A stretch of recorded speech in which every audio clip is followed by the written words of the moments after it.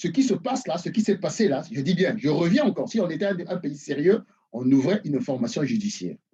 Et c'est là où vous voyez même la duplicité de M. Sassou Nguesso. Il paraît qu'on a modifié la Constitution pour avoir des contre-pouvoirs. Mais vous avez entendu une seule déclaration du gouvernement congolais, rien du tout. Une seule déclaration d'un parlementaire congolais, rien du tout. Même la presse s'est tue. Cet argent a été mis à la disposition de l'ancien président de l'Assemblée nationale pour des raisons de déstabilisation. Disons les choses telles qu'elles sont.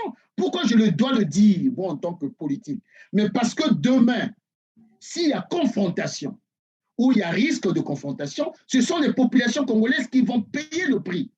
Alors, monsieur Didier Mouni-Volo, 1,190 milliard de francs CFA donnés comme ça à un opposant politique d'un pays voisin. Quelle contrepartie pouvait attendre, par exemple, Denis Sassou Nguesso?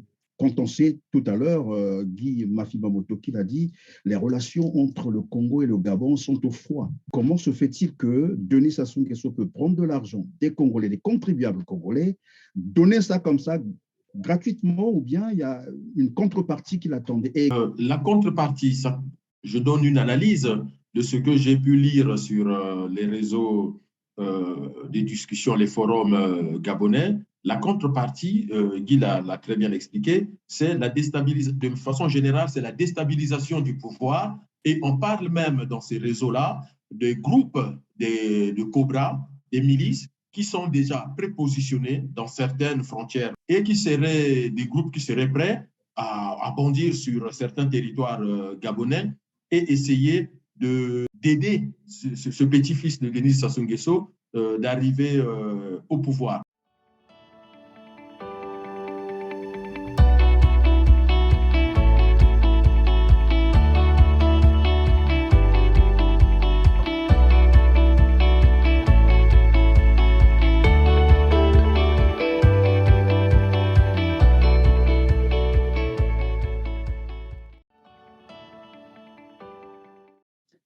Bonjour, bonsoir, fidèles téléspectateurs. Ravi de vous retrouver pour ce tout nouveau numéro. Vous devez savoir que je vous invite d'ailleurs à liker et à partager pour nous aider à découvrir une large audience. Si vous nous rejoignez pour la première fois sur TLR TV, en tout cas, ne manquez pas de vous abonner pour être prévenu de nos prochaines productions.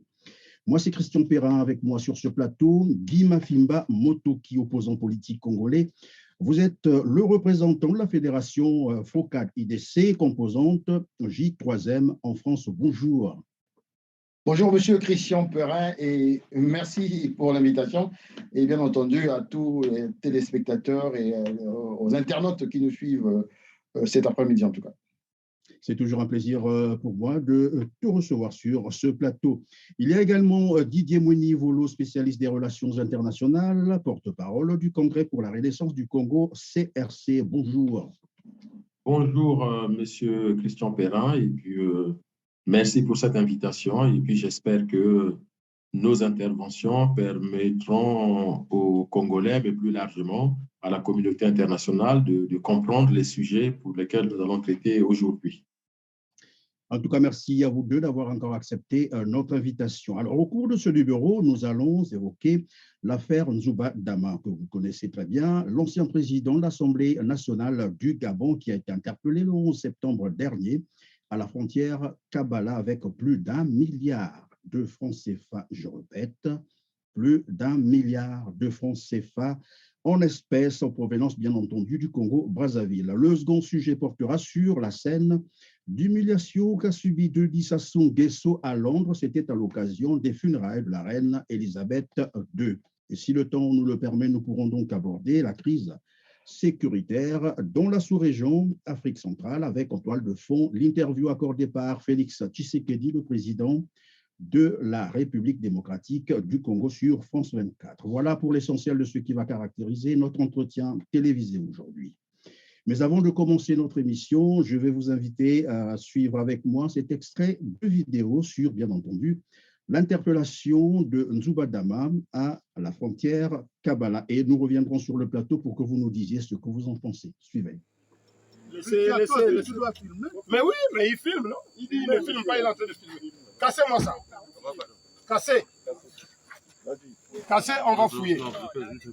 C'est devant tout le monde. C'est devant tout le monde. Casse le cadenas. Non, mais comme ça. Fais rentrer le truc et puis tu tires. Tu tires ça, là, ça va.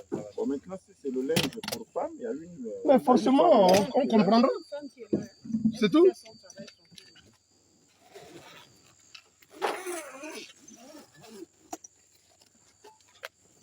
Ouais. Voilà.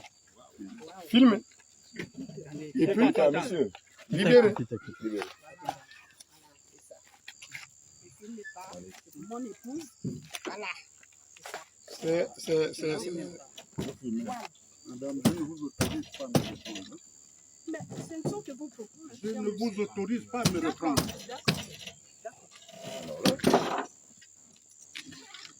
Voilà. Non. On ne vous refuse rien, monsieur. Il y a l'autre là-bas aussi. Ouvrez-moi l'autre valise là-bas. Ouvrez-moi ça.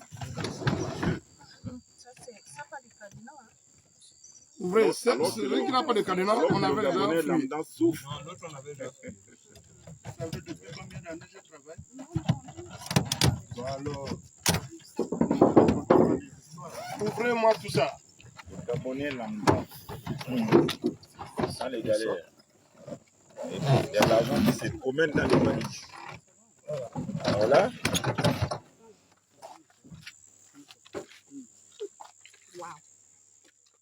Voilà, vous venez de suivre avec moi cet extrait de la vidéo sur l'interpellation de M. Nzouba Dama, ancien président de l'Assemblée nationale du Gabon, interpellé le 11 septembre, je l'ai dit, d'entre deux jeux. Alors, il disposait avec lui plus d'1 milliard de francs CFA en provenance du Congo-Brazzaville. Quelle avait été votre réaction, M. Guy Motoki, lorsque vous avez appris cela? Bon, mais écoutez, déjà les images sont à la fois choquantes et graves. Mais il y a double réaction en fait. La première réaction, c'est celui du citoyen congolais que je suis et qui me conforte dans la nature même de ce régime-là. On y reviendra en détail. Ce n'est que dans les pays mafieux, dans les États voyous, qu'on peut voir un individu se promener, se balader avec 1 milliard de francs, plus d'1 milliard de francs CFA en espèces. Mais ceci a été précédé par l'affaire Castanou, n'oublions pas, et d'autres affaires dont on sait pertinemment que ce régime nous a habitués à ne plus faire, comment dirais-je, confiance aux institutions financières, aux régies financières. L'argent de l'État, l'argent du contribuable congolais est dans les maisons des dignitaires du régime. Ça, c'est le premier volet. Je reviendrai en détail un peu plus tard. Le deuxième volet, il est politique, parce que l'ancien président de l'Assemblée nationale du Gabon est un opposant au régime de M. Ali Bongo, et en même temps, nous savons pertinemment que les relations entre le Gabon et le Congo sont, on va dire, assez corsées. Alors, ce monsieur qui se promène avec 1 milliard et qui se retrouve de l'autre côté, ça pose automatiquement un problème au niveau du Gabon qui, bien entendu, pense que c'est des tentatives de déstabilisation. Donc, pour me résumer, normalement, dans un pays sérieux, on devait déjà ouvrir une information judiciaire pour comprendre où il a trouvé l'argent, cet argent devait servir à quoi. Ça, c'est au niveau national. Et au niveau international, au niveau du Gabon, bien entendu, eux, ils ont ouvert une information judiciaire.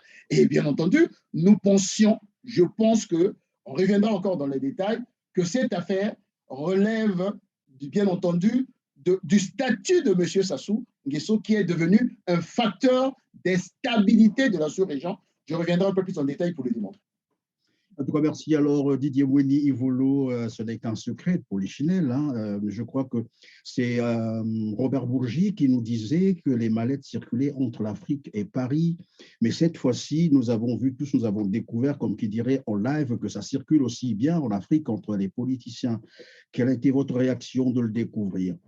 Alors, ma première réaction sera un peu étonnée lorsque j'ai appris d'abord via les réseaux WhatsApp, les groupes de discussion WhatsApp, quand j'ai vu les premières images. je me posais la question si on n'était pas dans le cadre de fake news, tellement que c'était étonnant. Moi, je vous dis, hein, vous dites que l'arrestation a eu lieu le 11 septembre, mais dès les premières images, ça circule d'abord dans les réseaux WhatsApp congolais, puisque je fais partie de beaucoup de groupes de discussion dans les forums WhatsApp congolais, et là, je me dis fake news. Voilà, fake news, et puis voilà. C'était trop gros, pourquoi? Non, mais c'était trop gros, c'était trop grotesque pour croire que quelqu'un peut se promener avec des grosses valises remplies de billets de banque, et j'ai même cru aux faux billets de banque. Et je commence à m'intéresser sérieusement à la question lorsque des amis gabonais m'envoient les images en disant « Regarde ce que votre président a donné à son ami ». Et c'est là où je commence à regarder de plus près les vidéos, d'écouter ce qui s'échange. Mais oui, comme a dit Guy Motoki tout à l'heure, oui, c'est choquant, c'est choquant. La première chose, j'ai pensé aux populations congolaises qui sont dans la misère. Dans quelques jours, on aura la rentrée scolaire au Congo. Sincèrement, j'ai pensé à ça. On va avoir une rentrée scolaire. Regardez l'état des écoles au Congo. Et quand j'entends la somme 1,190 milliard de francs CFA, je dis, mais c'est une blague. Soyons simples dans le langage. Je me suis dit, c'est une blague, ça ne peut pas être vrai. Et donc, comme mon prédécesseur, je me suis posé la question, mais qu'est-ce qui se passe chez nous? Comme dit un film français, qu'est-ce que nous avons fait au bon Dieu? Oui, dans le même temps, M. Didier Mweli-Yvolo, il faut rappeler que nous avons des étudiants en Chine qui accusent aujourd'hui 56 mois d'arriérés de bourse. À Cuba, c'est pareil, un peu partout dans le monde, nous avons les étudiants qui ont été abandonnés, parfois 3 ans sans bourse. Mais cet argent, M. Perrin, a traversé des villages où des gens meurent alors qu'ils n'ont pas de médicaments. Que ce soit du côté Congo-Brazzaville ou du côté Gabon, regardez les gens autour des gendarmes. Et donc, à un moment donné, je me suis dit, est-ce que les responsables africains en général, mais surtout du Congo, ne sont pas les plus déconnectés du monde? Et après, c'est la colère. La colère, comme je l'ai souvent dit sur votre chaîne, et c'est la question éternelle que je pose, jusqu'où ça se doit aller pour que finalement les Congolais prennent conscience et se révoltent contre ce pouvoir. Parce que ce pouvoir n'a pas de lendemain dans l'histoire du progrès social, dans l'histoire du développement du Congo. Ce ne sera pas avec M. Denis Sassou Nguesso. En tout cas, ce ne sera ni lui, ni avec sa famille. Si nous voulons que notre pays puisse avancer, il nous faut d'autres personnes et puis bon, on verra par la suite comment ça va se passer. Alors, puisque vous avez déjà parlé des douaniers, voilà pourquoi je vais donc poser cette question aussi à Guy Motoki. Comment expliquer qu'une telle somme ait pu échapper aux douaniers congolais, aux gendarmes congolais? Non. Est-ce qu'il y a dû avoir des consignes pour que finalement ce soit des Gabonais qui ont fait le job? Non, je reviens toujours sur la nature de ce régime. Nous ne sommes pas dans une république, nous sommes dans une espèce de régime mafieux, d'aucuns appelé le Sassouland, d'aucuns appelé la parentocratie.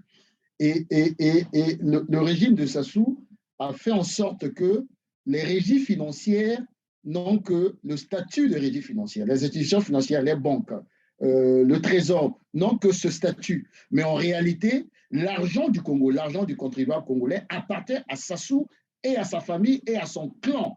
Raison pour laquelle ils ont mis une antenne de la BEAC à Oyo. Ce n'est pas le fait du hasard. Pour avoir la maîtrise, parce qu'ils sont toujours dans une espèce de dispositif de fuite, en fait. Un régime qui n'a pas de légitimité fonctionne comme ça. Regardez le régime de Mobutu. Regardez les régimes dictatoriaux, généralement, ils s'arrangent à avoir des fiefs où ils rassemblent tout. Ils ont l'argent dans les maisons et autres. Donc, une fois que j'ai dit ça, la question, plutôt, il faut se poser, si cet argent a été intercepté, c'est parce que, très certainement, au niveau du régime de Brazzaville, comme a dit Didier tout à l'heure, il y a des gens qui pensent que trop, c'est trop.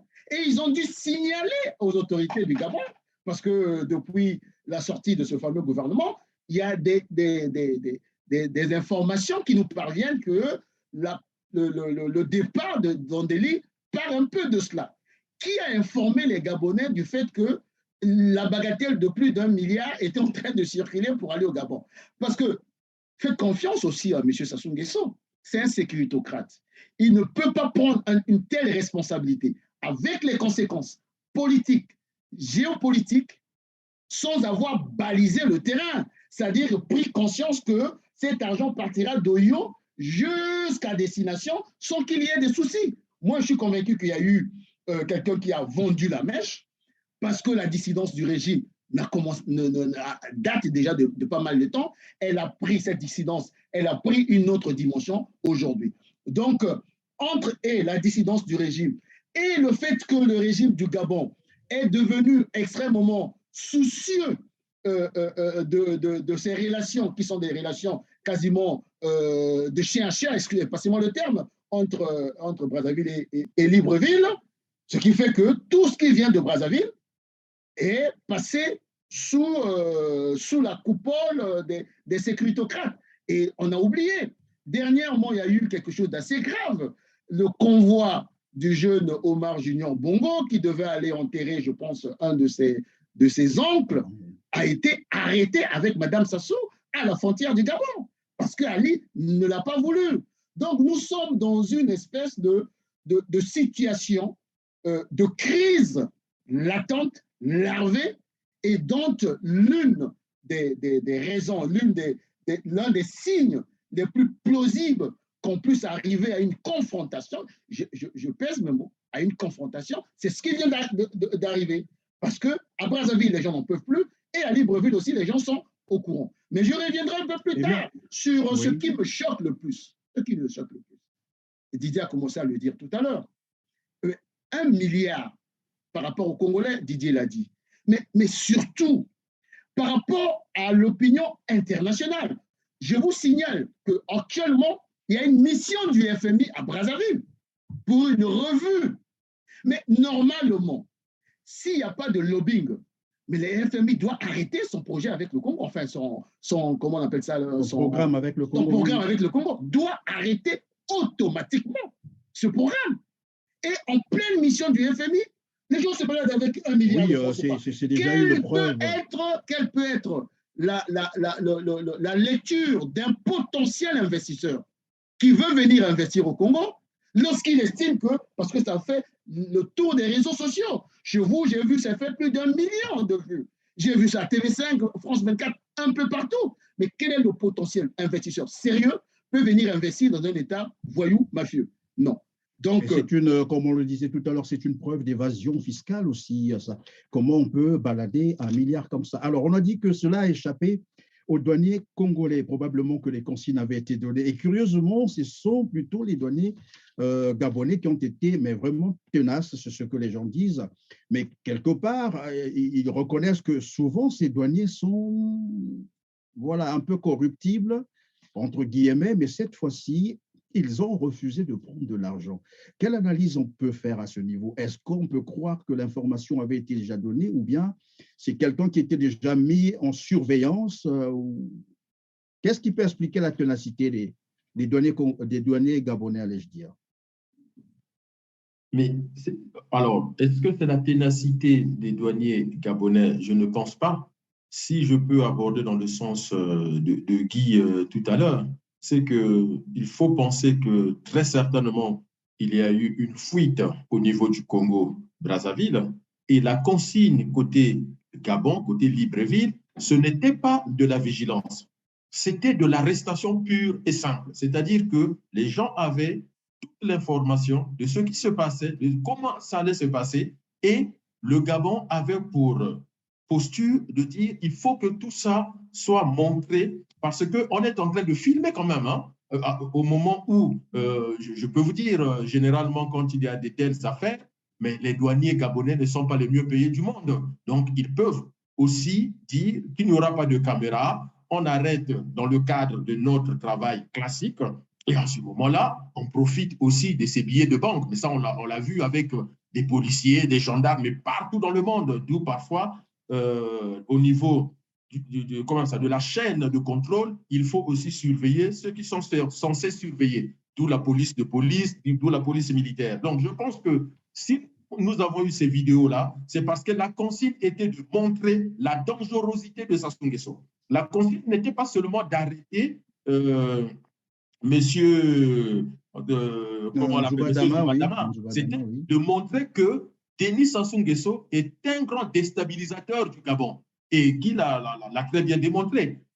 Vous savez, M. Perrin, depuis que ce jeune Ali Bongo Junior est rentré de ses études, je ne sais plus si c'est aux États-Unis ou de quel pays, il avait comme projet de s'installer chez lui au Gabon, où il y a un groupe de gens qui travaillent pour qu'il prenne le pouvoir, non seulement parce qu'il est le fils de Bongo, mais parce que je suis aussi dans les réseaux de discussion avec les Gabonais, où il a l'avantage d'avoir le faciès d'Omar Bongo au même âge.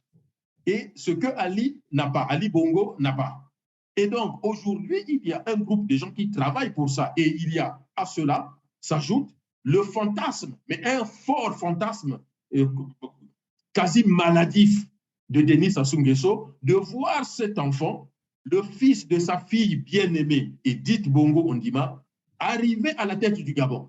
Mais Sassou est prêt à brûler tout le Congo pour que son fils arrive à la tête du pouvoir. Et Guy l'a signalé, Ali Bongo, qui n'est pas dupe de tout ceci, a bloqué lors de funérailles. Et dans les réseaux gabonais, ça a fait vraiment beaucoup de discussions. Donc, l'argent donné à ce monsieur, est-ce que c'était pour lui ou pour corrompre des réseaux au Gabon, pour faire monter la mayonnaise? On n'est pas censé oublier que dans moins d'un an, à peu près, il y a une élection présidentielle au Gabon. Ali Bongo est très malade et très fatigué. Et donc, pour consolider son pouvoir, sécuriser son pouvoir, il a fait venir son propre fils. Son propre fils qu'on voit maintenant aujourd'hui comme un successeur potentiel. Donc, il y a aussi toutes ces dissensions au sein de la famille Bongo, déjà autour de l'héritage. Il y a des gros problèmes, mais aussi autour de la gestion du pouvoir. Mais ce que cette affaire révèle, c'est surtout la dangerosité d'un homme, Denis Sassou Nguesso, qui a fait de l'argent du Congo, qui a fait, mais Guy a raison quand il dit, mais le Congo n'a plus d'argent, c'est l'argent de Sassou. Quand il y a un problème en Côte d'Ivoire, il n'hésite pas, en dehors de tout cadre réglementaire et législatif, de prendre près de 300 milliards et de donner aux Ivoiriens. Et personne ne sait, est-ce que c'est un prêt? Ni l'Assemblée, ni le gouvernement, personne n'est informé de tout ça. Lorsqu'il y a eu des problèmes en Centrafrique et qu'il fallait débarquer Michel Dodjodia, François Hollande, je crois, sollicite d'abord Idriss Déby qui dit, mais moi, je veux bien traiter ce problème, mais je n'ai pas d'argent. Et donc, souvenez-vous que tout le Parlement centrafricain a été transporté de Bangui à Djamena, et tout ça aux frais de qui? De Denis Sassou Nguesso. C'est lui qui paye la facture et qui s'engage pendant un certain temps de payer les salaires des fonctionnaires centrafricains. Et pendant ce temps, les Congolais vivent comment? Les Congolais ont des arriérés de salaire, les Congolais ont des arriérés de pension, les étudiants sont abandonnés à eux-mêmes, les hôpitaux n'ont pas les moyens pour soigner les malades, donc on enregistre plus des maladies bénignes qui deviennent des maladies chroniques et qui tuent. Et puis l'école est dans un état catastrophique. Mais pendant ce temps, notre argent est utilisé pour des conférences sur la Libye, alors que les Libyens peuvent se retrouver, ils n'ont pas besoin des Congolais. Donc, il faut que nous prenions conscience de cet état de fait que Oyo est devenue la capitale du Congo. Et depuis Oyo, eh ben, voilà ce qui se traite, y compris sur le plan financier. Et c'est ça qui est dangereux dans les relations que nous allons avoir avec le Gabon qui est un pays frère, le Gabon avec lequel nous partageons une grande partie de la population qui reste la même. Et puis souvenez-vous, cette affaire arrive quelques jours seulement après avoir appris dans les réseaux congolais qu'il y a eu des accrochages entre les gendarmes ou les policiers gabonais et des populations à la frontière au niveau du Niari, où il y a eu des tirs avec des blessés, beaucoup de blessés, au niveau soit de Mbanda, soit de Mayoko. Bon, les informations ne sont pas claires, mais ok, mais d'accord, on va revenir sur la crise entre le Congo et le Gabon. Le Congo et le Gabon, et notamment au niveau du Niari. Voilà, donc je disais, on va revenir sur la crise entre le Congo et le Gabon, mais dans un premier temps, je vais comprendre avec vous, déjà à en croire la déclaration du substitut du procureur de la République du Gabon, encore les transactions, c'est-à-dire transporter de l'argent, d'ailleurs, ce n'est pas plafonné, cela est garanti par les dispositions de la CEMAC, mais ce qu'on a reproché évidemment à Nzouba Dama, c'est le fait de n'avoir jamais déclaré cette somme ou cet argent, mais en plus aussi de n'avoir jamais justifié la provenance de cet argent. Pourquoi, selon vous, Nzouba Dama n'a pas voulu justifier la provenance de cet argent et ne l'a pas déclaré? Dimotoki. Mais les choses, vous savez, moi, si tant est que l'argent était normal, ben, il a acquis ça par des procédures normales. Pourquoi il n'a pas déclaré ça? Il n'y a aucune normalité, M. Perrin. M. Sassou Nguesso n'est pas le fils d'un industriel. M. Sassou Nguesso, c'est un criminel économique et financier, à la tête d'un État. Ce qui se passe là, ce qui s'est passé là, je dis bien, je reviens encore, si on était un pays sérieux, on ouvrait une information judiciaire. Et c'est là où vous voyez même la duplicité de M. Sassou Nguesso. Il paraît qu'on a modifié la Constitution pour avoir des contre-pouvoirs. Mais vous avez entendu une seule déclaration du gouvernement congolais, rien du tout. Une seule déclaration d'un parlementaire congolais, rien du tout. Même la presse s'est tue. Donc, même pas Thierry Mungala qui a l'habitude. Même pas Thierry Mungala. Mais ces gens-là seront poursuivis demain. Je continue. Mais cet argent a été mis à la disposition de l'ancien président de l'Assemblée nationale pour des raisons de déstabilisation. Disons les choses telles qu'elles sont. Pourquoi je dois le dire, moi, en tant que politique? Mais parce que demain, s'il y a confrontation, ou il y a risque de confrontation, ce sont les populations congolaises qui vont payer le prix. Mais pourquoi voulez-vous que nous, aujourd'hui, en tant que politiques, en tant que citoyens, en tant que patriotes, nous puissions occulter la raison fondamentale de la mise à disposition des fonds aussi considérables. Non seulement le Congo paye le préjudice et pour l'économie congolaise, parce qu'on fait sortir 1 milliard au détriment des besoins fondamentaux de notre population, mais en même temps, on perd du crédit au niveau international, je le disais tantôt, mais mieux, sinon pire, on devient un facteur d'instabilité et ce n'est pas la première fois. Et on y reviendra sur d'autres dossiers. Alors, donc, cet argent, il faut le dire, en bonne et due forme, cet argent a été mis à la disposition de ce monsieur pour des raisons de déstabilisation. On sait que d'ici une année, il y aura des élections. Moi, je ne suis pas, en tant que politique, que M. Omar Junior Bongo puisse avoir des ambitions pour présider aux destinées de son pays. Ce n'est que normal, mais que ce jeune garçon puisse faire du Congo une base arrière pour déstabiliser une autre nation, là, nous portons en faux, parce que c'est au détriment des intérêts du Congo. Et demain, il ne faudrait pas que M. Sassou Nguesso crie au loup. Si Ali Bongo s'allie avec d'autres, d'autres alliés pour déstabiliser aussi le Congo, c'est nous qui serons en tort dans cette affaire-là. Donc, je ne passe pas par midi à 14h pour vous dire, c'est de l'argent qu'on a mis à la disposition pour déstabiliser le pouvoir, le régime d'Ali Bongo. Et le même M. Sassou Nguesso passe son temps à se vendre comme étant le pacificateur international. Alors qu'avec ce genre de comportement, il n'est qu'un facteur de déstabilisation de la sous-région. Raison pour laquelle, lorsque je parlais de la doctrine Le Drian, qu'il a utilisée à plusieurs reprises, pourquoi Le Drian était l'ami de Sassou? Parce que Le Drian utilisait souvent Sassou pour comment dirais-je, pour jouer ce rôle-là de déstabilisateur et d'imposer un certain nombre d'acteurs politiques dans les différents pays de la sous-région. Et donc, notre responsabilité en tant que politique, notre responsabilité, c'est de l'interpeller, les Congolais, de se dire, attention, ce monsieur que nous continuons à regarder, non seulement il a détruit le pays, l'avenir du pays et des générations sont hypothéqués, et aujourd'hui, il est en train de créer les conditions de faire en sorte que demain, le Congo disparaisse, parce que 2 ou 3 pays vont se liguer contre le Congo, mais on va disparaître. On a quoi comme police? La police de Ndengela pour tenir les frontières. Voilà la difficulté que nous avons aujourd'hui. Évidemment, bien sûr, dans les coulisses, on entend dire que il a déjà dit aux gens, après lui, ça sera le déluge. Mais est-ce que c'est bien cela? Est-ce que c'est là qu'on va maintenant?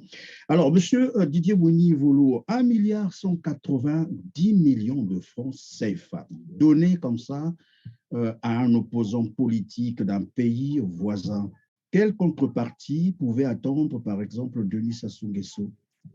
Quand on sait tout à l'heure, Guy Mafibamoto qui l'a dit, les relations entre le Congo et le Gabon sont au froid. Comment se fait-il que Denis Sassou Nguesso peut prendre de l'argent des Congolais, des contribuables congolais, donner ça comme ça gratuitement, ou bien il y a une contrepartie qui l'attendait? La contrepartie, ça, je donne une analyse de ce que j'ai pu lire sur les réseaux des discussions, les forums gabonais. La contrepartie, Guy l'a très bien expliqué, c'est la déstabilisation, de façon générale, c'est la déstabilisation du pouvoir. Et on parle même dans ces réseaux-là de groupes de Cobra, des milices, qui sont déjà prépositionnés dans certaines frontières au niveau du nord et qui seraient des groupes qui seraient prêts à bondir sur certains territoires gabonais et essayer d'aider ce petit-fils de Denis Sassou Nguesso d'arriver au pouvoir. Donc, la contrepartie, elle est très simple. C'est déstabiliser un pays voisin pour permettre à son petit-fils d'arriver au pouvoir en essayant de jouer avec des agents sur place, sur le terrain. Mais, comme a dit mon ami Guy tout à l'heure, je voudrais dire aux Congolais une seule chose, que si demain, que ce soit des Cobras ou je ne sais pas quel genre de groupe, Denis Sassou Nguesso souhaite utiliser pour aider son petit-fils à conquérir le Gabon, je vous dis tout de suite, c'est une peine perdue, c'est une aventure idiote, parce que nous ne sommes pas sans oublier qu'au niveau du Gabon, il y a des troupes françaises prépositionnées, hein, c'est comme ça qu'on les appelle en géostratégie, c'est des troupes prépositionnées et jamais ces troupes françaises ne permettront à un groupe de Congolais, soit-il sous le commandement du général d'armée Denis Sassou Nguesso, de déstabiliser, le Gabon et plus encore de prendre le pouvoir. Rappelez-vous le fameux coup d'État qu'il y a eu au Gabon, mais rappelez-vous depuis les indépendances, depuis que le Gabon est indépendant, à plusieurs reprises, certains militaires gabonais ont essayé de faire des coups d'État et à chaque fois, ils ont été refroidis par l'armée française. Mais je voudrais ici aussi attirer l'attention parce qu'on parle beaucoup du Gabon, mais M. Perrin, c'est quand même le Congo qui est victime, c'est-à-dire les populations congolaises. Et je ne peux pas comprendre que dans une telle situation où de l'argent congolais est sorti de façon frauduleuse parce que la banque, cette antenne de la Banque centrale, mais aujourd'hui, le directeur, sans l'accuser, je ne l'accuse pas, mais le procureur aurait dû mettre aux arrêts, en tout cas placer en garde à vue, le directeur de cette antenne de la Banque centrale pour qu'il s'explique, au moins qu'il s'explique. Le procureur doit convoquer M. Ondeli, ministre des Finances, même si aujourd'hui il n'est pas ministre, mais il est ministre au moment des faits, pour s'expliquer. Le Parlement, l'Assemblée nationale et le Sénat doivent mettre en place des commissions parlementaires. Le chef de l'opposition, Pascal Satima-Biala, doit prendre quand même la parole. Il s'agit de l'argent congolais. Et tous les hommes politiques congolais et la presse congolaise. Alors, je n'ai pas envie de le citer, mais M. Aziz Dominique de Marseille, qui fait de leçons aux gens aujourd'hui, qui nous explique cette affaire, qu'est-ce que ça veut dire? Donc, voyez-vous que le Congo est une sorte de non-État, de non-chose, où peu importe ce qui se passe, peu importe ce que Sassou Nguesso fait, on se demande qu'est-ce que nous avons dans ce pays-là, ne serait-ce que des petits contre-pouvoirs. Des petits contre-pouvoirs. C'est pour cela qu'en tant que porte-parole du CRC, je le dis toujours, la seule solution pour changer les choses au Congo aujourd'hui, c'est le soulèvement populaire. Parce que nous sommes en train de démontrer ici, en tout cas avec Guy, que la forme de république que nous avons, ce n'est même plus une république bananière, même plus un État corrompu. Nous sommes dans une espèce de no man's land où vous avez un homme qui fait tout quand il veut, comme il veut, avec qui il veut, et personne ne parle, personne ne réagit. C'est dire que nous ne sommes plus en train de parler d'un État politique. Nous sommes vraiment au-delà même de l'état de nature que nous décrivaient souvent les philosophes des Lumières. le Congo donne une image à la face du monde, mais qui est aujourd'hui plus que catastrophique. Guy rappelait tout à l'heure que nous avons le FMI sur place. Mais si moi, je suis le représentant du FMI au Congo, après une telle information, je ferme mes bagages, je rentre à Washington ou je ne sais où. Qu'est-ce que je fais avec un tel État? Qu'est-ce que je fais avec un homme avec une psychologie aussi déstructurée? Parce que même s'il faut frauder, mais là, on atteint des limites inimaginables. C'est ça le problème du Congo aujourd'hui. Évidemment, je crois que le FMI, le Fonds monétaire international aussi, est à blâmer dans ce genre, bien sûr, de transactions. Le FMI est bien informé sur tout ce qui se passe au Congo, de tout ce qu'on fait avec l'argent du Congo, mais il continue à verser de l'argent comme un tonneau de Danaïde, comme on le disait. Alors, Monsieur Guy Mafimba, on a parlé tout à l'heure des victimes. Les victimes, ce sont les Congolais, donc c'est l'argent du contribuable congolais. Je crois que Didier Boigny-Volo a parlé également de l'ouverture d'une information judiciaire. Le procureur de la République pouvait s'auto-saisir. Et moi, ma question est de savoir, est-ce que dans le cas d'espèce, on peut également parler de recel? Parce que ici, c'est quand même un monsieur qui vient recevoir plus d'1 milliard, des personnes peu recommandables, donc qui ne peuvent même pas justifier où est-ce qu'ils ont trouvé ce milliard. Ces personnes qui sont souvent citées dans les affaires de corruption internationale, de détournement de fonds dans leur pays. Est-ce qu'on peut parler de recel? Et que le Congo peut ouvrir évidemment une information judiciaire contre M. Nzouba Dama? Mais bien sûr, ce monsieur est complice d'une espèce il est un des maillons d'une espèce de mafia. Il est dans une complicité criminelle financière.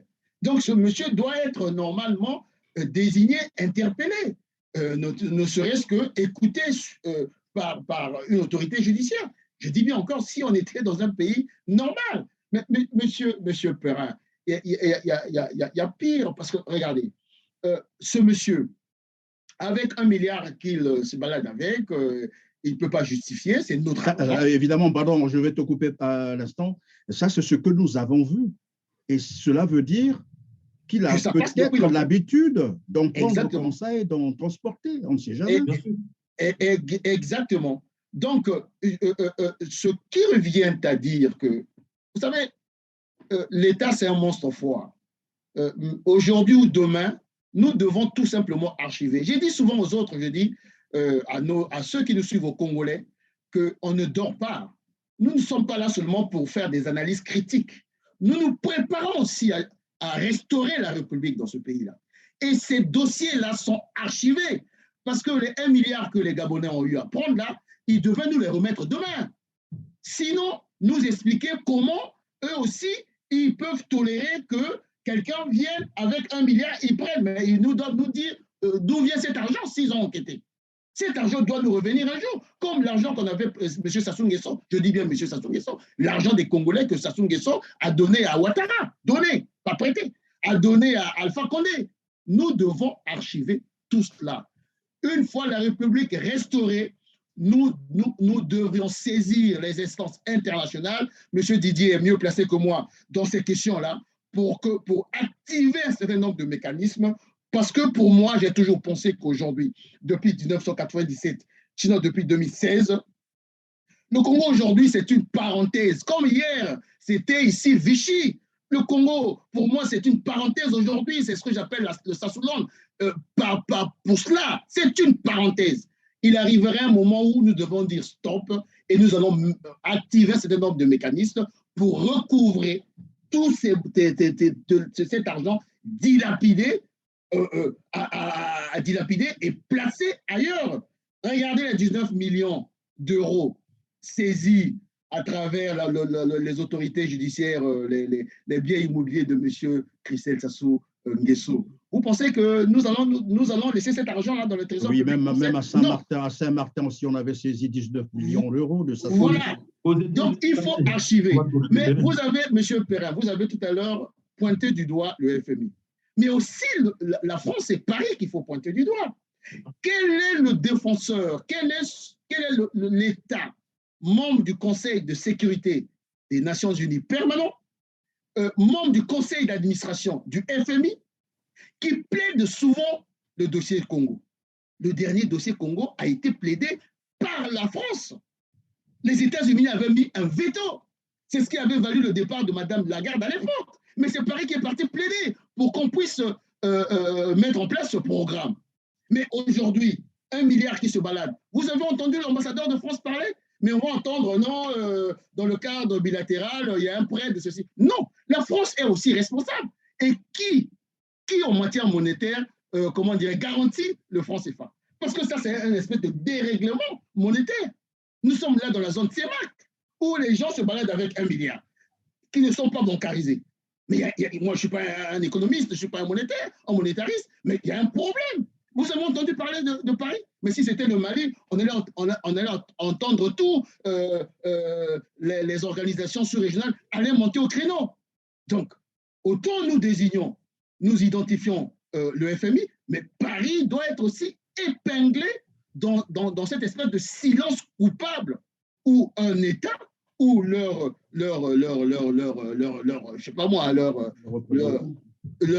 représentant quasiment, M. Sassou Nguesso, non seulement il déstabilise des voisins, mais en même temps, il est en train de créer une espèce de déréglementation monétaire au niveau de la zone CEMAC. Est-ce que vous savez aujourd'hui qu'il y a eu une circulaire où, par exemple, les clients UBA de toute la zone CEMAC ne peuvent plus utiliser leur carte monétaire à l'étranger?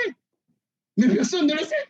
Moi, j'ai une amie qui ne peut pas, avec sa carte de Société Générale, utiliser ici en France, par exemple, alors qu'elle a créé son compte à Brazzaville. Et cette affaire-là, c'est pourquoi? Parce qu'il y a une véritable déréglementation. À un moment, il y avait même une menace de la dévaluation du franc CFA que de la zone CEMAC. Mais qui crée ce désordre-là? C'est toujours M. Sassou Nguesso. Et je terminerai en disant ceci. Autant nous avons interpellé les Congolais, autant nous avons interpellé le Gabon, autant nous avons interpellé le FMI, autant nous avons interpellé la France, mais autant nous devons interpeller les pays de la zone CEMAC, les pays de la CAC pour dire, mais vous avez là un mouton blanc, un facteur de déstabilisation, un criminel économique, un criminel financier, mais mieux, une espèce d'empereur, celui qui envoie comme ça des modes opératoires pour conserver le pouvoir à travers le changement de la Constitution. Ce monsieur est devenu, non seulement pour les Congolais, mais pour la sous-région et pour l'Afrique centrale, mais un exemple à anéantir, passez-moi le terme, à anéantir dans les plus brefs délais. Sinon, c'est une honte lorsqu'on voit, par exemple, la déclaration du Premier ministre malien au siège des Nations Unies. Guy Moto qui pense que c'est un monsieur, sinon un système à anéantir, et j'ai entendu dire Didier Mouini-Volo qu'il faut absolument une insurrection populaire. Monsieur Didier Mouini-Volo, oui, le Congo-Brazzaville est dans le statut de PPTE, pays pauvre, très endetté, c'est bien cela. Et ici, on voit bien qu'il y a des milliards pourtant qui sont quelque part thésaurisés par ces gens. Guy Motoki l'a dit d'ailleurs, l'argent du Congo est dans les maisons des dignitaires qui sont au pouvoir. Mais voilà qu'on peut, dans le même temps, aller encore négocier des prêts au niveau du FMI. Et dernièrement, je crois, le FMI venait d'accorder, je crois, avec succès, un nouveau programme. Donc, on va prendre l'argent au FMI, puisque le Congo n'en a plus. On prend au FMI et ça sort par les petites voies. Oui, en tout cas, il y a plusieurs choses dans la question que vous posez. Déjà, il faut édifier les Congolais, je le fais souvent au nom du CRC, pays pauvre, très endetté. Si ce club est un club excellent, pourquoi tout le monde ne s'y précipite pas? Et à quel moment le Congo devient un pays pauvre très endetté? À quel moment le Congo entre dans le club des pays pauvres très endettés? Mais avant d'être dans ce club-là, ça suppose que le Congo n'était pas pays pauvre très endetté. Alors, quels sont les mécanismes qui emmènent un pays à être membre des pays pauvres très endettés? Et qui met ce mécanisme en œuvre? C'est Denis Sassou Nguesso. Parce que quand Denis Sassou Nguesso arrive, le Congo est un pays en voie de développement, comme on le dit souvent en économie, sans être spécialiste. La preuve, Denis Sassou Nguesso, pendant plus de 5 ans, dans les discours à la nation, déclare des excédents budgétaires allant de 300 à 500 milliards de francs CFA. Et Denis Sassou Nguesso, à un moment donné, informe la communauté nationale et internationale qu'il a 14 000 milliards qu'il met de côté pour les générations futures. Donc, quand vous avez en même temps des excédents budgétaires de 300 à 500 milliards de francs CFA et 14 000 milliards, vous n'êtes pas un pays pauvre très endetté. Alors, comment se fait-il qu'on arrive dans ce club de pays pauvres très endettés? L'argent est allé où? Et dans le même temps, on s'est lourdement endetté. Pourquoi faire? On ne sait pas. Donc, ça, c'est déjà une première question. Mais je voudrais revenir sur une chose très importante, M. Perrin, de ce que Guy a dit sur les responsabilités et l'absence d'ouverture d'enquête au Congo, mais il y a surtout l'absence d'une ouverture d'enquête en France, puisque c'est la France qui est garant du franc CFA. Ne serait-ce qu'une question toute bête. Qu'est-ce qui dit que cet argent n'est pas de faux billets? Ce ne sont pas des faux billets. Ne serait-ce que ça. Et le gendarme financier français, du point de vue du droit, du fait que le franc CFA vient de la France, est frappé en France, est contrôlé par la Banque centrale française et le Trésor français, il y aurait une enquête. Alors, soit Sassou, c'est vraiment un pion pour les Français au niveau de la sous-région, et donc on lui passe tout. En ce moment-là, la France a aussi sa responsabilité, parce que c'est aussi ça, la question de la responsabilité, ou soit la France joue un franc jeu et que Macron est honnête dans son discours diplomatique. Dans ce cas, nous attendons du côté de la France une ouverture. Donc, l'ouverture de l'enquête ne vaut pas culpabilité. C'est juste pour comprendre qu'est-ce qui s'est passé, parce que les banques centrales africaines sont sous le regard de la Banque centrale française. La Banque des États de l'Afrique centrale et la Banque de la CEDEAO ne siègent pas sans la présence du représentant français. Et de toute façon, aucune décision ne s'applique sans la signature du représentant français. Et on sait très bien que, alors que au niveau de l'Afrique de l'Ouest, le franc CFA a déjà changé. On a changé non pas la monnaie, mais les billets de banque déjà au moins 2 fois. Et au niveau de l'Afrique centrale, ça coince. Ça coince pourquoi? Mais c'est ce que Guy, par rapport à ce que Guy a dit.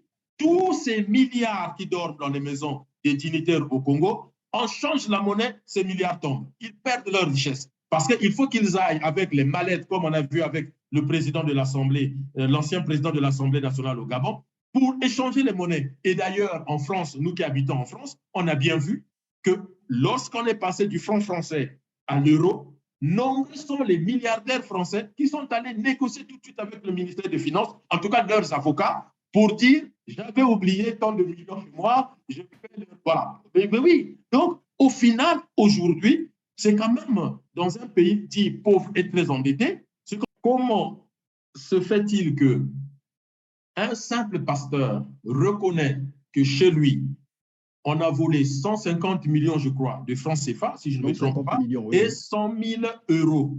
Que dit la loi finance au Congo?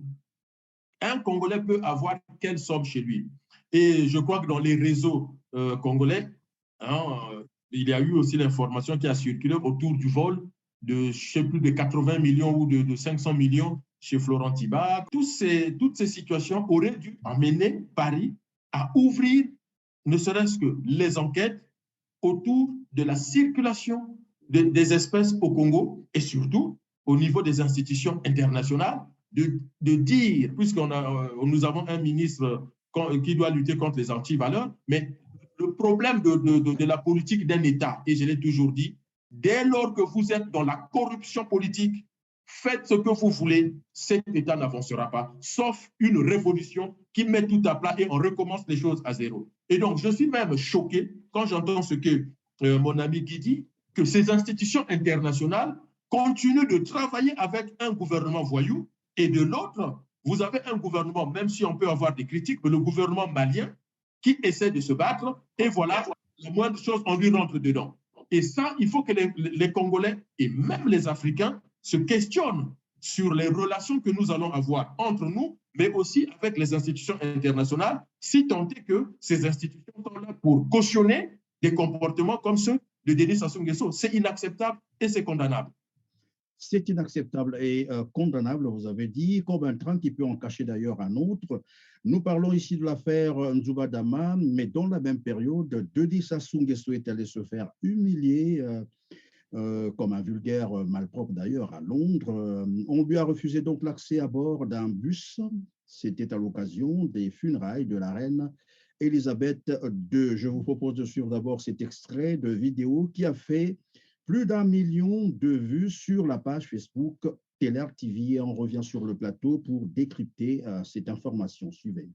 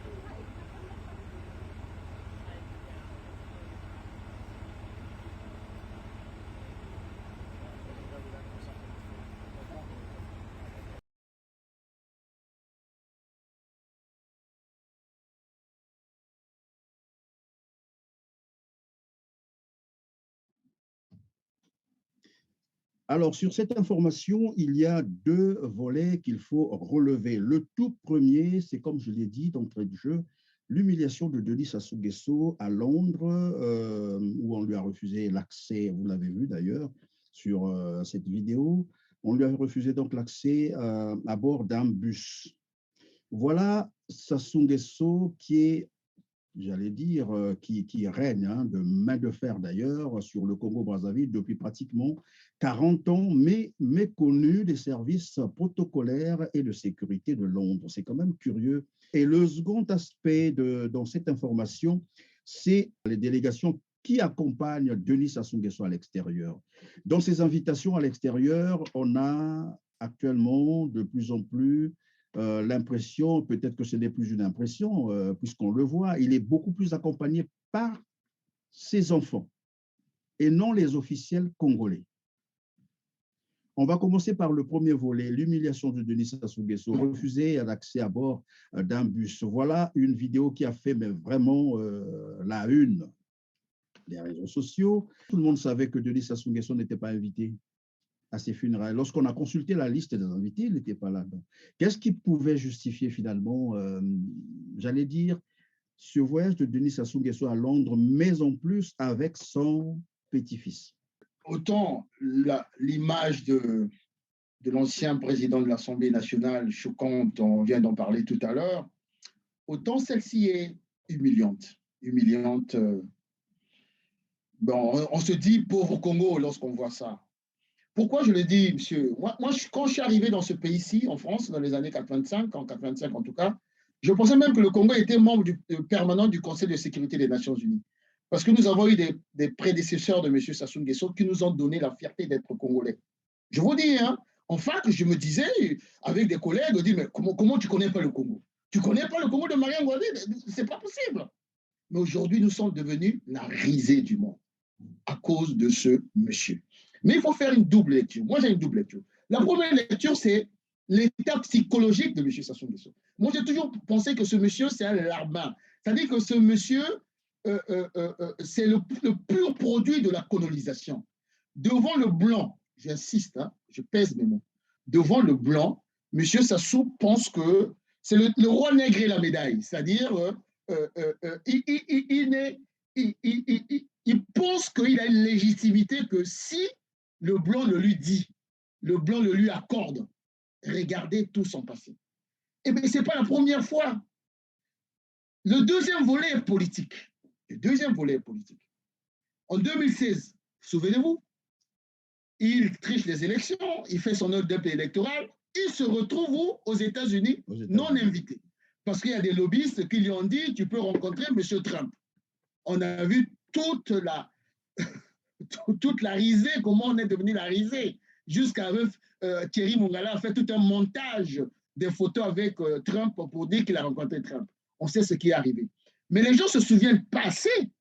Est-ce que vous vous souvenez de la préface? M. Sassou Nguesso écrit un livre et il va aller acheter la préface alors que Nelson Mandela, oui. Nelson Mandela n'avait jamais préfacé. Et je peux vous dire, hein, une indiscrétion tout récemment, jusqu'aujourd'hui, les Sud-Africains n'ont jamais oublié cette affaire-là. Et c'est là où ils ne respectent pas ce monsieur, dit c'est un bandit, c'est un voyou. Comment peut-il aller, comment dirais-je, tricher? Une usurpation, carrément. Une usurpation, voilà. Et on arrive à cette affaire de Londres. Mais les choses sont simples, vous l'avez dit, M. Perrin. M. Sassou Nguesso n'était pas invité. Moi, j'ai reçu, je crois, j'étais parmi les premiers à balancer la liste des invités officiels de l'agence Reuters. J'étais le premier à balancer. C'est un ami qui est à Londres, qui est un journaliste qui me l'a balancé. C'est là où je me suis rendu compte qu'il n'était pas invité. Mais lorsqu'on a creusé, lorsqu'on a appris qu'il devait aller faire le déplacement, on a essayé de creuser. Les informations qui nous sont parvenues sont simples. N'oubliez pas que M. Sassou Nguesso avait de moins en moins maintenant comme lobbyiste attitré Jean-Yves Olivier de la Fondation de Brazzaville.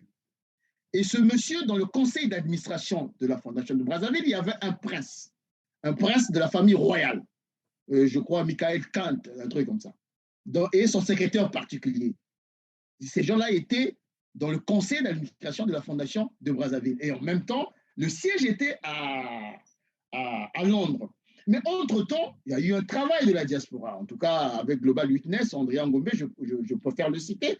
On avait fait un travail considérable où nous avions démontré que la Fondation de Brazzaville n'était pas une fondation philanthropique pour vendre le machin bleu, là, comme on appelle ça, le fond bleu, mais c'était plutôt un cercle de lobbying pour la gloire de M. Sassou Nguesso. Et pire, et nous avons démontré aussi que, et c'est Mediapart qui avait fait la démonstration, que M. Jean-Yves Olivier, c'est un personnage sulfureux, trafiquant d'armes et autres. Et il y avait eu quasiment des recommandations de la Cour royale que les deux quittent la fondation et M. Jean-Yves Olivier était obligé de fermer la fondation de Brazzaville à Londres. Et qu'est-ce qui s'est passé? M. Sassou n'est pas invité, mais comme je disais tantôt, sa psychologie veut que lui, la légitimité des Congolais, il s'en fout, passez-moi le terme, il s'en fout. L'essentiel est qu'au niveau international, à Londres, à Paris, à Washington, on le considère comme parmi les grands, comme avec la préface de Mandela. Donc il s'est dit, je ne peux pas manquer une telle occasion. Et ces lobbyistes, non, lui ont garanti que, ne vous inquiétez pas, vous allez venir en tant qu'amis, nos amis. C'est comme ça que M. Sassou Nguesso se retrouve à Londres. Et là encore, on a dû brûler encore beaucoup de milliards. Beaucoup de milliards comme d'habitude, comme avec les 1 milliard des autres. Mais un autre volet, là où il avait oublié. Parce que M. Sassou Nguesso, je termine très vite, M. Sassou Nguesso est dans la duplicité diplomatique, l'esbrouf. C'est-à-dire qu'il n'a pas une colonne vertébrale, un substrat idéologique. De la diplomatie, où tu es de gauche, où tu es de droite, où tu es non aligné. Mais encore l'histoire. Quand il assassine Mariam Gwabi, quels sont les gens qui sont la sécurité rapprochée de Sassou Nguesso? Ce sont les Cubains, la gauche. Mais Sassou Nguesso a travaillé plus avec les Français. Elle fait autre. Il a toujours été dans la duplicité. Aujourd'hui, depuis l'affaire Lavrov, parce que lorsqu'il reçoit Lavrov, il fâche qui? Il fâche ses maîtres. Macron, les Britanniques qui sont en première ligne. Mais ces gens-là n'ont pas oublié. Et Sassou Nguesso veut, entre guillemets, essayer de voir comment il peut restaurer encore la confiance avec ses maîtres. Raison pour laquelle il a fait le déplacement de Londres pour essayer de voir s'il peut, selon mes informations, en tout cas Paris, le téléphone est presque au rouge. Britannique, c'est encore pire. Parce qu'on le sait bien, Quelles sont nos relations diplomatiques avec les Britanniques? Presque zéro. On n'a même pas une ambassade. Les Britanniques sont à Kinshasa, ne sont pas chez nous. Quand vous voyez les relations bilatérales, il y a presque zéro. Donc, voilà un peu le sens de ce déplacement. C'était un déplacement de lobbying pour essayer de rejoindre encore. Et surtout, faire passer le message aux Congolais avec la dissidence qui est en train de prendre de l'ampleur à Brazzaville. Attention, j'ai des gens derrière moi. Vous, là, les Congolais, je m'en fous, mais si vous touchez à mon pouvoir, ce sont les Français qui vont réagir et autres. Voilà à peu près pour moi, résumé, le sens de cette visite et l'humiliation, parce que, posez-vous la question, mais qui a filmé? Et pour qui a mis ça? Il n'était pas le seul chef d'État à ne pas être invité. Mais qui a filmé et qui a mis ça sur les réseaux sociaux? Voilà la question qu'on doit se poser. Alors, M. Didier Boni, on a cité ici Jean-Yves Olivier, le lobbyiste Denis Sassou Nguesso, fiasco à Glasgow, nous l'avons vu aussi à Glasgow, comment il a été humilié. Washington, tout à l'heure, Guy Moto qui vient de le rappeler, et dernièrement, c'est Londres. Et on constate bien qu'il est toujours accompagné de son petit-fils, donc le fils né de sa fille, Edith Bongo, et de l'ancien président Feu, Omar Bongo. Est-ce qu'on peut penser également que ce lobby travaille pour chercher à pistonner le petit-fils de Denis Sassou Nguesso? Sinon, pourquoi Sassou s'est retrouvé dans ce milieu au point de se faire humilier comme ça? Sassou s'est retrouvé à Londres. Lui-même, il sait qu'est-ce qu'il est allé faire là-bas. Il a été rappelé que nous n'avons pratiquement pas, en tout cas le Congo-Brazzaville n'a pratiquement pas des relations diplomatiques et même des relations commerciales, et peu importe le type de relation que vous pouvez prendre, pratiquement avec la Grande-Bretagne. Et en diplomatie, on ne triche pas. On fait peut-être des coups bas et autres, mais on ne peut pas tricher. Déjà, quand vous regardez l'organisation des obsèques de la reine Elisabeth II, le ministère des Affaires étrangères britannique est vraiment à la manœuvre. Même au niveau des grandes puissances, d'une grande puissance comme les États-Unis, si vous suivez l'actualité, vous verrez que le ministère des Affaires étrangères qui gère le protocole national et donc qui invite tous ceux qui doivent venir, le ministère qui est en lien avec les autres chancelleries pour les invitations, rappelle même aux États-Unis que Joe Biden viendra, mais en dehors de Joe Biden, Obama ne peut pas venir, Trump ne peut pas venir. C'est-à-dire qu'on n'accueille personne d'autre parce que l'organisation, le protocole était déjà tellement difficile que si on multiplie les invitations, ça risque d'être vraiment très compliqué. Et au niveau de l'Afrique, très peu de chefs d'État ont été invités. Mais je l'ai souvent dit ici, j'ai même écrit des articles sur mon blog, les Congolais, nous sous-estimons peut-être l'état mental de Denis Sassou Nguesso. Mais il faut des psychiatres pour nous expliquer de quelle pathologie souffre ce monsieur.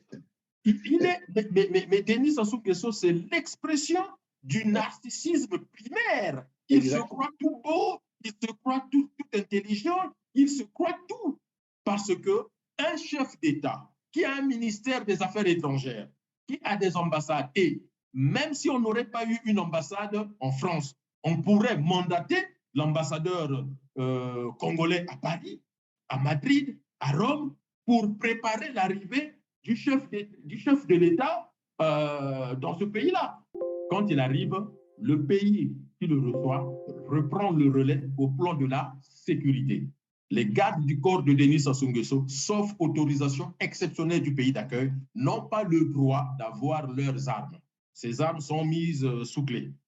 Or, puisqu'il vient alors qu'il n'est pas invité, il se pose donc même la question de sa sécurité sur le sol anglais. Tout à l'heure, vous avez posé la question si ça nous a coûté des milliards. Ça nous a coûté beaucoup de milliards en sécurité parce qu'en ce moment-là, il fait appel à des cabinets de sécurité privés, comme on a vu des photos en Turquie.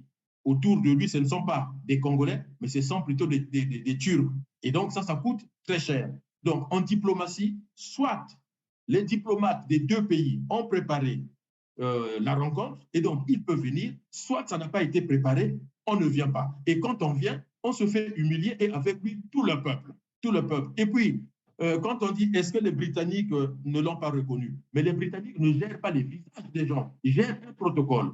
Vous êtes autorisé ou pas selon ce que le ministère des Affaires étrangères a donné comme recommandation. Or, Denis Sassou Nguesso, dans son narcissisme primaire, où il se... Et Narcisse est mort, pourquoi? Mais parce que tellement qu'il se croyait beau et passait son temps à se regarder le visage dans la rivière, il est tombé dans l'eau, ne sachant nager, il est mort. Donc, Denis Sassou Nguesso mourra de la même façon parce que narcissique et il pense que, à chaque fois, mais Guy l'a bien dit, il va toujours chercher la reconnaissance. Il vit à travers la reconnaissance de l'autre. L'autre, pas le Congolais, pas le peuple congolais, mais la reconnaissance du blanc, de l'homme blanc, produit totalement marqué de la colonisation de ceux qui sont allés à l'école. Quant à la fraude... Oui, et tout à l'heure, j'ai noté, vous avez parlé d'abord de l'état psychique de Denis Sassou Nguesso, évidemment. Nous constatons, et Guy Motoki l'a rappelé d'ailleurs, qu'il ne figurait pas sur la liste des invités, mais il a insisté quand même pour se présenter à ce niveau. Et on rappellera quand même que le voyage d'un président de la République est toujours précédé par ses services de renseignement qui doivent regarder le milieu ou l'espace qu'il va visiter. Est-ce que ça n'a peut-être pas été fait? Vous avez plutôt parlé des services de sécurité privés. Mais moi, je reviens un peu sur cet entêtement-là de Denis Sassou Nguesso, sachant qu'évidemment, là-bas, on n'est pas représenté, qu'il n'était pas invité et qu'il s'y présente d'ailleurs avec son petit-fils. Alors, est-ce que, évidemment, ce problème que vous avez évoqué semble m'intéresser, le problème de son état psychique? Et moi, ma question, c'est de savoir si réellement Denis Sassou Nguesso contrôle encore ses affaires, contrôle encore son pouvoir. Est-ce qu'il n'y a pas des gens qui finalement décident désormais à sa place? Alors, il faut savoir que du point de vue historique, mais ça, on peut voir dans la plupart, dans l'histoire des royaumes, des empires, des États, et d'ailleurs, on le dit aussi avec Poutine, plus un pouvoir se retrouve en difficulté comme le pouvoir de Sassou, on cesse de s'appuyer sur le parti politique, on cesse de s'appuyer sur ses soutiens, on s'appuie sur le cercle le plus restreint qui semble être infaillible et biologique, qui est la famille. Et donc, on voit bien qu'autour de... Mais je vous donne un exemple très simple, au-delà des voyages. Regardez aujourd'hui, tous les accords entre le Congo et tous les pays du monde sont signés par Christelle Denis Sassou Nguesso. Les accords commerciaux, Christelle peut signer, mais surtout, il faut la signature du ministre du Commerce. Les accords sur la sécurité, il faut au moins la signature du ministre de l'Intérieur. Les accords sur la défense, les accords sur l'enseignement, la recherche. Regardez ce que Christelle a signé avec les Russes tout récemment. Il a signé des accords au nom de tous les ministères, et même pas le Premier ministre qui signe. Et c'est ça qui donne aussi le signe de la fin d'un pouvoir. Et Guy a rappelé, et je l'avais dit aussi lors d'un débat, mais nous ne sommes pas dans la famille Sassou Nguesso. Et pourtant, les vidéos traînent. Qui prend ces vidéos-là? Qui filme? Ce sont eux-mêmes qui filment et ce sont eux-mêmes qui mettent sur les réseaux sociaux. Et souvenez-vous du documentaire sur France Télévisions. Lorsque le journaliste dit « Cette vidéo a été filmée par un très proche de Sassou, mais qui ne supporte pas son comportement. » Donc, même dans le cercle de Sassou, il y a des gens qui ne sont pas d'accord et lui, il le sait. Et qu'est-ce qu'il va faire? Eh bien, au fur et à mesure, il va verrouiller jusqu'à se limiter au niveau de la famille, d'où la présence de ce fils Ali Bongo. Le fils Ali Bongo vient aussi faire un contrepoids à Christelle Denis Sassou Nguesso, parce que les informations que nous avons, c'est que Christelle Sassou Nguesso est souvent boudée dans son propre clan, dans son propre groupe, dans sa propre famille.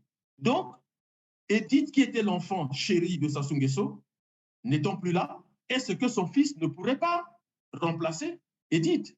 Donc, l'hypothèse d'un Ali Bongo Junior qui échoue à prendre le pouvoir au Gabon et qui deviendrait le président au Congo, cette hypothèse n'est pas à exclure. Donc, sa présence un peu partout, en Angleterre ou partout, Sassou va, eh bien, Sassou essaie de vendre, parce que de toute façon, il est à la recherche d'une solution. Il sait qu'il va vers la fin. Christelle ou un autre, eh bien, il est en train d'essayer comme ça par petites touches, mais il a tellement une psychologie qui l'empêche de se dire demain en disant tiens, maintenant je vais essayer de faire quelque chose pour marquer la fin de mon règne, de sorte que demain, les Congolais pourront se rappeler de moi. Ça, il en est incapable. Et je vous dis, M. Perrin, c'est pathologique. Et donc, il n'y a qu'un psychiatre qui peut demain vous répondre sur l'état psychologique du village mental de Denis Sassou Nguesso. Mais pour le reste, il est à la recherche d'un héritier, Christelle Denis Sassou Nguesso ou Ali Bongo Junior. Alors, monsieur Guy Bafi-Baboto, qui très rapidement, pour qu'on passe au dernier volet de notre émission, l'état psychique de Denis Sassou Nguesso, à côté de lui, son petit-fils. Et tout à l'heure, je posais la question de savoir si réellement Denis Sassou Nguesso continue, bien sûr, à assumer ses fonctions ou ce sont les autres qui décident finalement à sa place. Non, Didier l'a bien résumé. J'étais encore à Brazzaville, M. Perrin, 2012-2013. J'étais déjà chaud à Brazza, vous vous souvenez. Et j'avais un jour posté un truc où j'ai dit M. Sassou Nguesso, c'est un psychopathe. Je me souviens, c'est mon grand frère Epouma, Jean-Marie, sénateur, qui m'appelle quasiment effrayé et dit, mais petit, tu es parti trop loin, on va t'arrêter. Je lui dis, mais grand frère, ce n'est pas une insulte, c'est un constat. Parce que je me suis dit, mais allez lire, c'est quoi un psychopathe? Un psychopathe, c'est celui qui jouit du malheur des autres. Parce que je m'étais rendu compte que c'était à l'époque du boom pétrolier, on avait des... Je dis, mais comment quelqu'un peut diriger un pays où il y a une souffrance généralisée, mais tu as l'impression qu'il est toujours content, et il arrange ses... Donc, ce que dit Didier, on ne doit pas prendre ça sous l'angle d'un qualificatif injurieux ou autre. Non, on doit prendre ça sous l'angle d'une analyse que ce monsieur, psychologiquement, il y a un souci. Ce narcissisme-là le pousse. Mais souvenez-vous, il va à une cérémonie, on l'appelle empereur, il est content. Mais un homme normal doit s'interroger. Mais pourquoi vous m'appelez empereur? Je suis le chef de l'État d'un pays, d'une république. Donc, il a besoin de ça, du regard des autres. Ce que Freud appelle le surmoi. Son moi est vicié. Il souffre de son moi, certainement d'un passé lointain et d'aujourd'hui. Bref, maintenant, pour répondre à cette affaire de la présence du petit junior au bar, bien entendu. Et comme il est dans moi j'appelle ça une espèce échappatoire, il ne veut pas voir la réalité. Aujourd'hui, si M. Sassou Nguesso était un homme d'État, on serait déjà arrivé à un compromis politique historique pour sortir par le haut, comme vient de le faire Ouattara, qui était aussi une canaille comme lui, un peu partout. On a libéré les prisonniers politiques, même le jeune qui vient d'arriver là, le Tchadien, là, voilà, il arrive à faire ça. Sassou Nguesso n'est plus un homme d'État. Sassou Nguesso est comme envoûté, je ne sais pas trop par quoi, et ce qui fait qu'il se dit, dans mon statut d'empereur, il s'est sacralisé, auto-sacralisé, il me faut imposer aux Congolais un digne continuateur qui ne peut sortir que de sa lignée.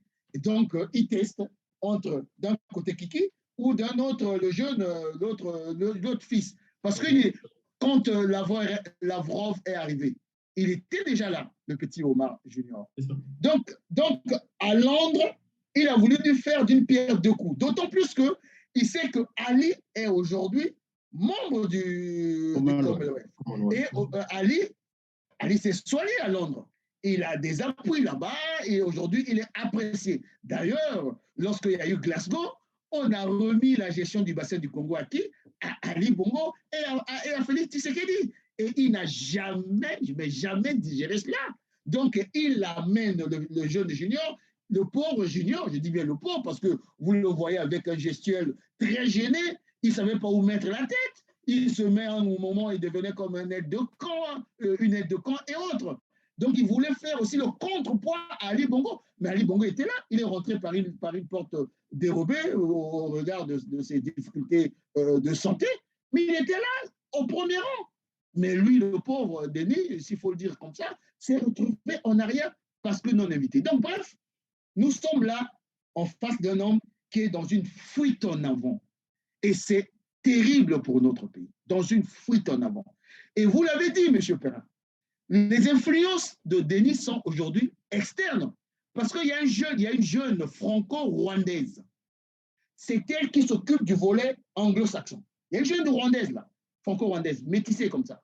On ne sait pas d'où elle sort. Elle est conseillère, je ne sais pas, des questions internationales. C'est elle qui l'emmène partout, dans les pays anglo-saxons. C'est elle qui l'a emmené au Kenya.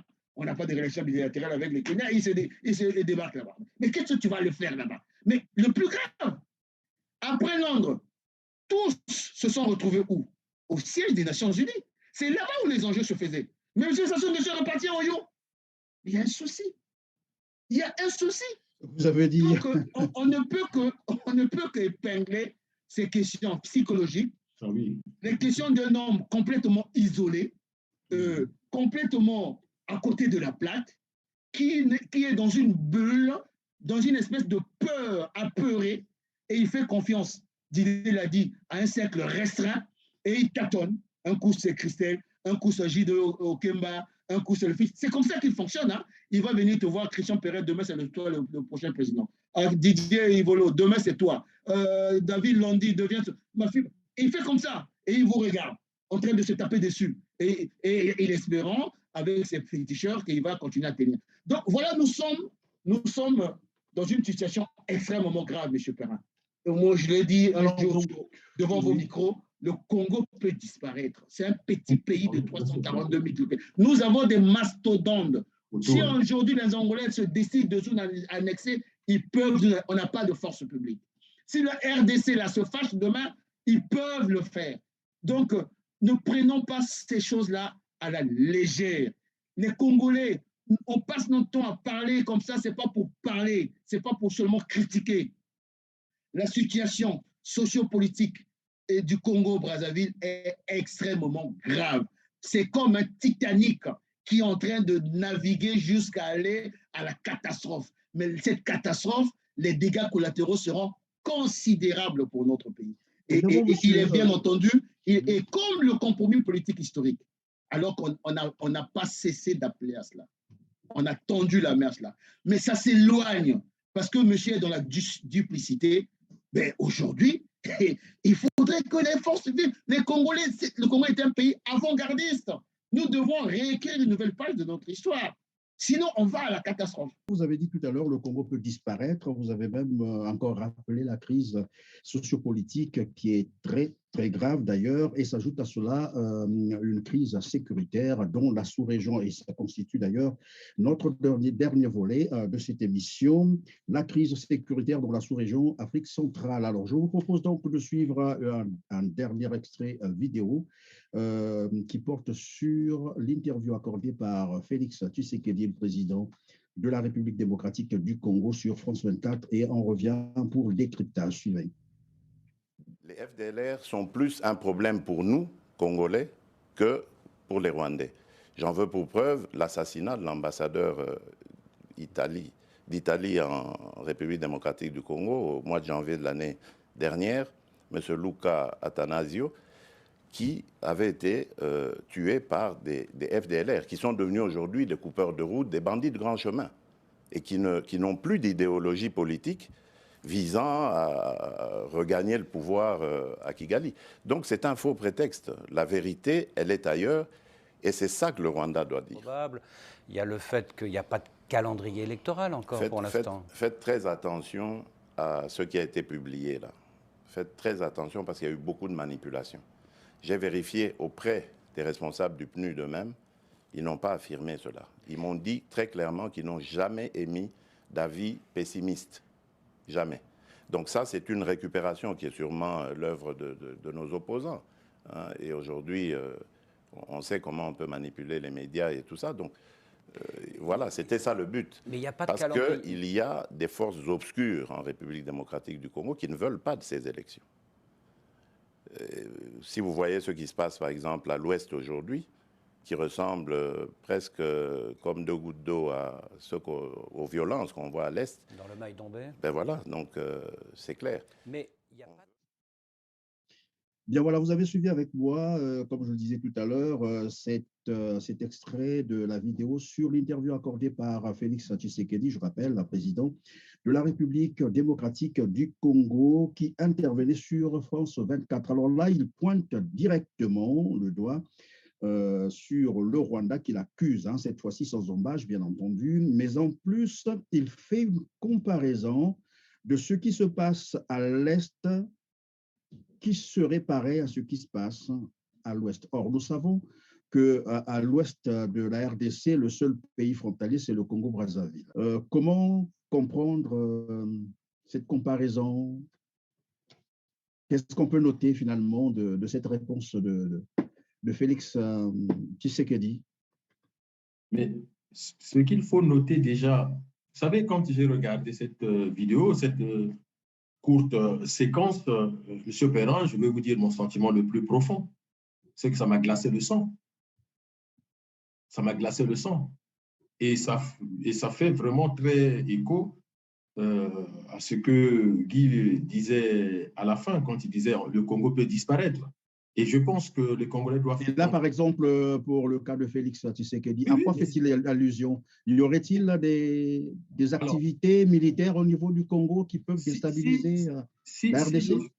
Si je fais un retour de l'histoire récente, lorsque Kabila père arrive au pouvoir, il est soutenu par les Rwandais et après, on sait ce qui s'est passé dans le divorce difficile entre Kabila père et les Rwandais, ce qui l'a coûté certainement la vie. Mais dans la répression que Kigali voulait faire sur Kinshasa, il y a eu des troupes de Kigali en route vers Matadi pour occuper le barrage, je crois, de Inga. Et à l'époque, Kabila père fait appel aux militaires angolais.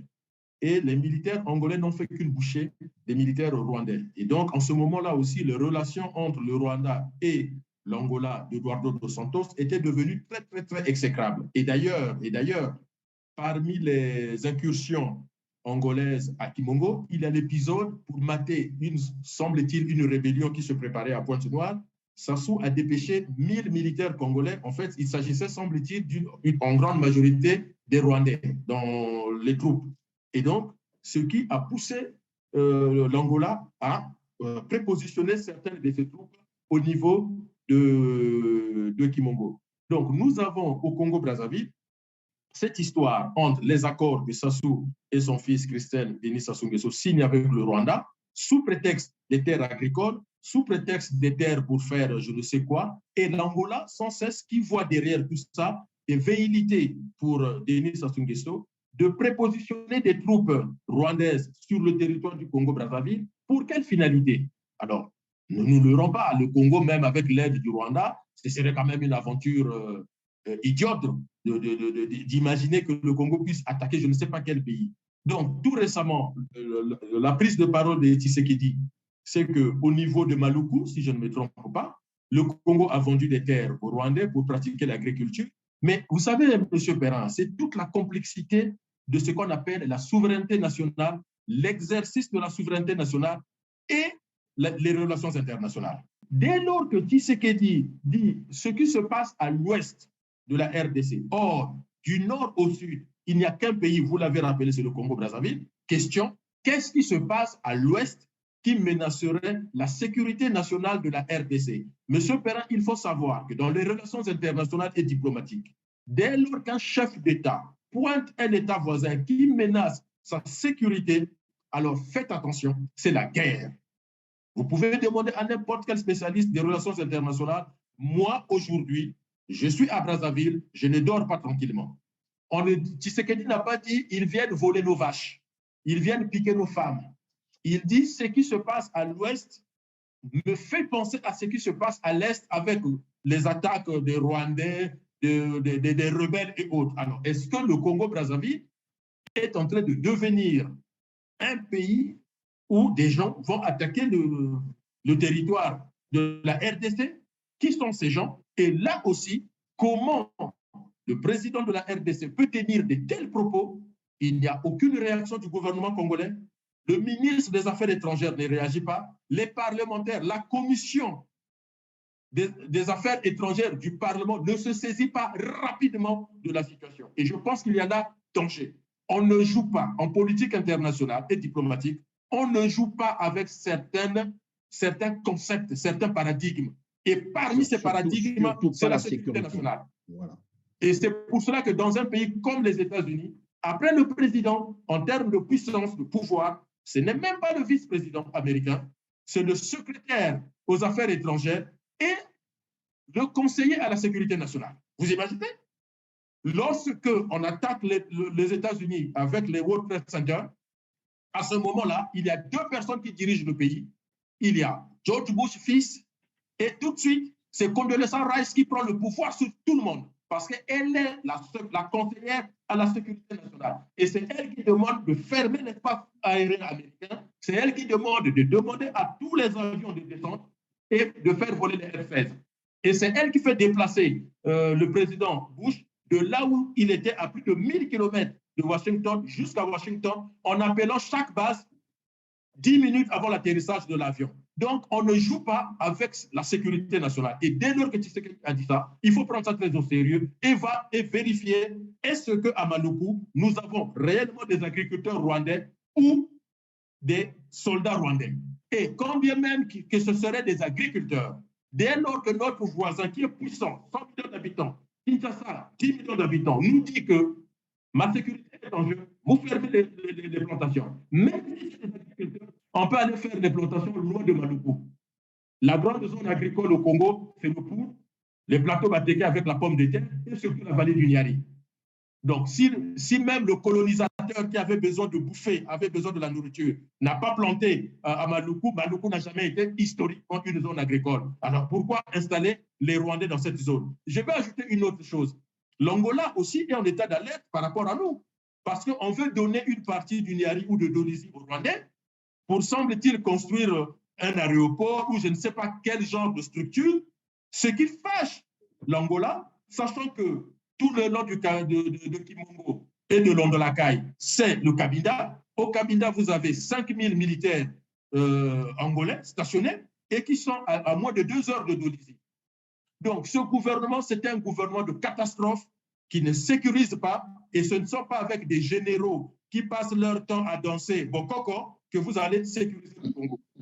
Je l'ai déjà dit sur cette chaîne, nous travaillons, et Guy l'a rappelé, nous travaillons sur la suite de Sassou. Ne vous inquiétez pas, Sassou peut partir aujourd'hui. Si on en parle, ce n'est pas pour raconter des histoires aux Congolais, mais c'est pour montrer que nous avons toute la sapience pour travailler en bonne intelligence avec tous nos voisins, sécuriser les Congolais. L'argent, nous l'avons. L'argent du Congo sera dans les institutions financières congolaises pour le développement du Congo, pour le bien-être des Congolais. Nous n'avons pas besoin de dépenser notre argent pour financer un Bozizé qui veut déstabiliser la Centrafrique. Nous n'avons pas besoin de dépenser notre argent pour placer les pseudo-agriculteurs rwandais à gauche et à droite. Et donc, au niveau de la diaspora et même au niveau du Congo, sur place, il y a des gens qui travaillent, qui réfléchissent, qui savent ce qu'il faut faire après Sassou.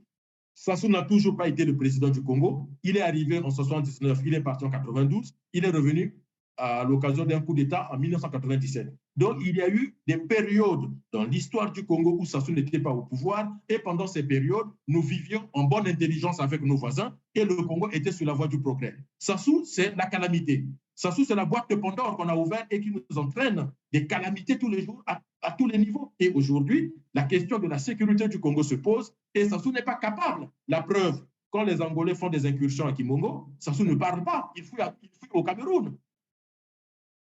Et pendant qu'on parle des problèmes du monde à l'ONU, Guy l'a rappelé, il va s'asseoir à Oyo. Mais c'est vous faire comprendre que oui, ce monsieur a un problème.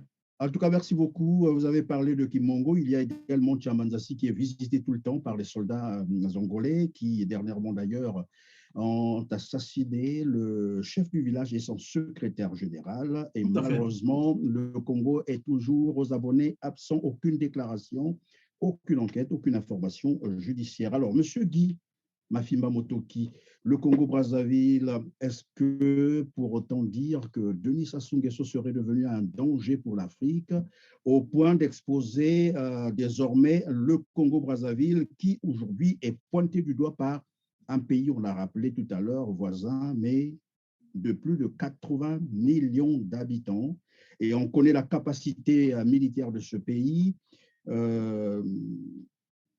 Est-ce que c'est toujours, on revient là sur cet aspect que vous avez déjà évoqué de l'état psychique de Denis Sassou Nguesso?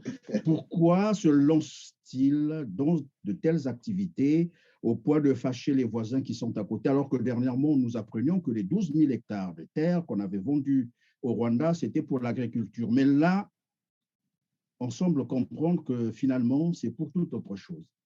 Le cas de la RDC, c'est beaucoup plus une orientation stratégique et programmatique de M. Sassou Nguesso. Je vais m'expliquer. Je vous donne une exclusivité que j'ai reçue tout à l'heure pour montrer à quel point, comme a dit Didier, la gravité de la situation entre la RDC et le Congo-Brazzaville. Les gens oublient que Tshisekedi, la RDC, le fils Félix Tshisekedi et la RDC est aujourd'hui sous parapluie des États-Unis, qui est aujourd'hui l'ennemi systémique de la Chine et de l'URSS, qui ont presque, de la Russie, qui ont pignon sur rue plus ou moins à Brazzaville. Je vous cite cette source. Une source sécuritaire nous indique que l'ex-colonel Bernard Biamungu et 4 officiers ont rejoint le M23 à Bunagana via Brazzaville. Le fameux officier avait déjà passé 7 ans en prison pour participation à un mouvement insurrectionnel. Info confirmée par ses proches. Ça vient de tomber là avant l'émission. Pourquoi je donne cette source? C'est pour étayer les accusations de monsieur. Pendant que vous en parlez, il y a aussi François Beya qui est, je crois... Exactement, j'allais en venir. François Beya, dont on a vu la pression de Sassou Nguesso. Moi, j'avais eu aussi vent de cela. À chaque fois qu'il voyait une autorité de la RDC, mettait pression pour qu'on le libère, qu'on le soit. Il a été évacué sanitairement avec l'argent du Congo. Avec l'argent de M. Sassou Nguesso, qui n'était entre autres que le conseiller sécurité de M. Félix Tshisekedi. On reviendra un peu plus loin encore. Les gens oublient, il faut faire ce rappel-là. Kabila est arrivé aux affaires. Une fois arrivé aux affaires, le Kabila fils, n'oubliez pas qu'on avait déjà soupçonné les assassins de Kabila père qui seraient partis de Brazzaville et qui seraient sortis par Brazzaville. C'était déjà le soupçon après. Kabila fils arrive, n'oubliez pas que celui qui a mené la Chine dans le fameux partenariat Chine-Congo-Brazzaville puis Chine-RDC, c'est Sassou Nguesso. C'était lui la robe de lancement. Et Sassou Nguesso, avec Kabila, passez-moi le terme, bouffé, parce qu'il y avait une espèce de complicité avec le Rwanda à l'Est. N'oubliez pas que lorsque le Congo est exclu du processus de Kimberley, parce que soi-disant le Congo exportait des diamants du sang, mais ces diamants-là venaient d'où? De l'Est de la RDC. Donc, la RDC pour Sassou Nguesso, c'est à la fois, comme je disais tantôt, une position stratégique pour se donner une bonne image dans la sous-région et au niveau international, mais aussi de l'argent avec les trafics. Parce que moi, j'ai eu à prendre le vol Rwanda-Kigali-Brazzaville. Une fois que je partais en Afrique du Sud, vide, hein, je me suis posé la question de savoir à quoi sert la rentabilité de ce vol-là. C'est des trafics. Donc, une fois que j'ai dit ceci, je dirais aussi, les gens oublient, Félix Tshisekedi arrive aux affaires après les élections. Mais Sassou et Kagame n'ont jamais reconnu. Kagame, à l'époque, au patron de l'Union africaine, ils ont recusé les résultats. Sassou a joué de la duplicité en tant que président de la CAC, a dit, nous aussi, on ne reconnaît pas les résultats. C'est une fois que, je passe très vite, une fois que l'Afrique du Sud, les États-Unis ont tapé sur la table, Sassou a rejoint maintenant le camp, entre guillemets, des vainqueurs, parce qu'il était avec les autres. Ça veut dire quoi? Il est dans la duplicité. Depuis que Tshisekedi est arrivé, il ne se retrouve pas tant en termes de position de la sous-région. Regardez le cas de la transition écologique. Il a perdu le leadership en termes du bassin du Congo. Et il a perdu son leadership politique parce que depuis que Tshisekedi est arrivé, bouffe, président de l'Union africaine, bouffe, CAC, il ne se retrouve pas. Donc, les va-et-vient de Tshisekedi là, c'est juste, comme on dit, bon, maintenant, Tshisekedi, c'est un peu Mota Memakamaki Abundarate. Mais Tshisekedi, attention, hein, il est, entre guillemets, un peu violent. Et pour répondre à votre question, le danger, ce n'est pas les autres. Le danger, c'est les Congolais. Parce qu'aujourd'hui, le président Félix Tshisekedi a compris que M. Sassou Nguesso à travers ces fameux accords signés pas par le gouvernement congolais, pas par l'État congolais, mais par monsieur Christelle Sassou Nguesso, que j'ai qualifié d'Angualima, c'était tout simplement des accords pour dérouler l'agenda de M. Sassou Nguesso et de son fils en cas de changement brutal du pouvoir. Parce que le fameux accord militaire, vous l'avez signalé, Didier l'a signifié, ça n'a pas été signé par Monzo, ça n'a pas été signé par Jean-Dominique Okemba, le patron de la sécurité nationale. Ça a été signé par Christelle Sassou Nguesso pour les positionner où? À Maluku, et qui est à côté de quoi? Lifula. Lifula, c'est la caserne de la DGSP. C'est la caserne de la JR. À quelques kilomètres de l'autre côté de Kinshasa. Nous avons tous suivi ici Jean-Marie Kassamba, qui n'est pas passé par 1000 chemins pour dire le Congo nous menace. Le Congo est devenu un danger pour nous. Et Tshisekedi l'a dit où? Aux États-Unis. Clairement, ce qui se passe à l'Est se passe à l'Ouest. Et il a aujourd'hui intériorisé le fait que Sassou Nguesso veut le déstabiliser à travers le Rwanda pour se retrouver dans les deux volets que je viens de dire, pécunier et stratégique, pour se repositionner. Parce que ce jeune chef d'État le gêne. Maintenant, est-ce que nous sommes en capacité et pourquoi nous devons déstabiliser le Gabon? Nous devons déstabiliser l'Angola, Didier vient de le dire. Nous devons déstabiliser la RDC. Pourquoi M. Sassou Nguesso est dans cette fuite en avant? Et c'est là, on reviendra certainement sur son état psychologique. Ce monsieur a un souci, mais il a un gros souci. Et est-ce que vous imaginez, mais vous l'avez dit, est-ce qu'il veut dire, après moi, ça sera le déluge, après moi, le Congo doit disparaître? Mais nous devons nous inscrire en fond et arrêter net la folie de ce monsieur. C'est comme Hitler quand il se sentait, comment dirais-je, en chute libre, s'est dit, bon, je préfère brûler tout, comme ça, il n'y aura plus rien après moi. Les Congolais doivent prendre conscience. Je viens de vous lire une source de la RDC, ce n'est pas nous. Vous l'avez dit tout à l'heure pour Béa. En quoi, à chaque fois que M. Tshisekedi intervenait pour Mokoko et Okombi, Sassou s'énervait.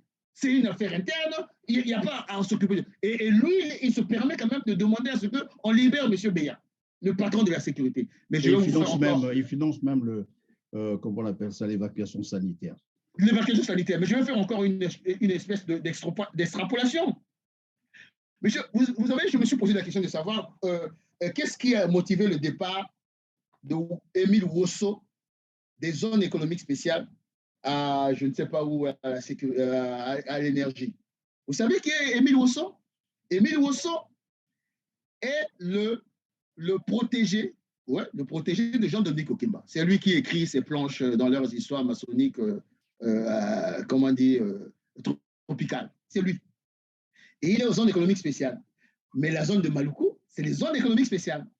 Or, selon les discrétions, lorsque Christelle signe avec les Rwandais pour son agenda à lui, Jean-Dominique Okemba n'est pas consulté, alors qu'il est le patron du Conseil de sécurité nationale. Il est le patron. Donc c'est là où, aujourd'hui, Christelle, pour avoir les mains libres, il se débarrasse et demande à son père de lui enlever Wosso des zones économiques spéciales, parce que depuis, rien ne s'est passé, depuis la signature de ces accords-là. Il s'est débarrassé de lui. On a mis quoi? Le pantin de Jean-Marc Tisser-Tikaya. Donc, vous voyez bien que nous sommes là dans une fuite en avant de Sassou Nguesso et son fils et son petit clan et les petits gars qui ont son oreille aujourd'hui parce qu'il est dans une bulle. Ils se sont peut-être perdus. Moi, je suis convaincu que Sassou est perdu. Il le sait. Sassou est un homme perdu, tant sur le plan national que sur le plan international. Et comme la légitimité dépendait de l'international, raison pour laquelle à chaque fois je dis aux gens, arrêtez de nous sous-estimer en tant que diaspora. Nous faisons un travail de sape qui marche. C'est vrai, c'est lent, c'est dur, c'est épuisant.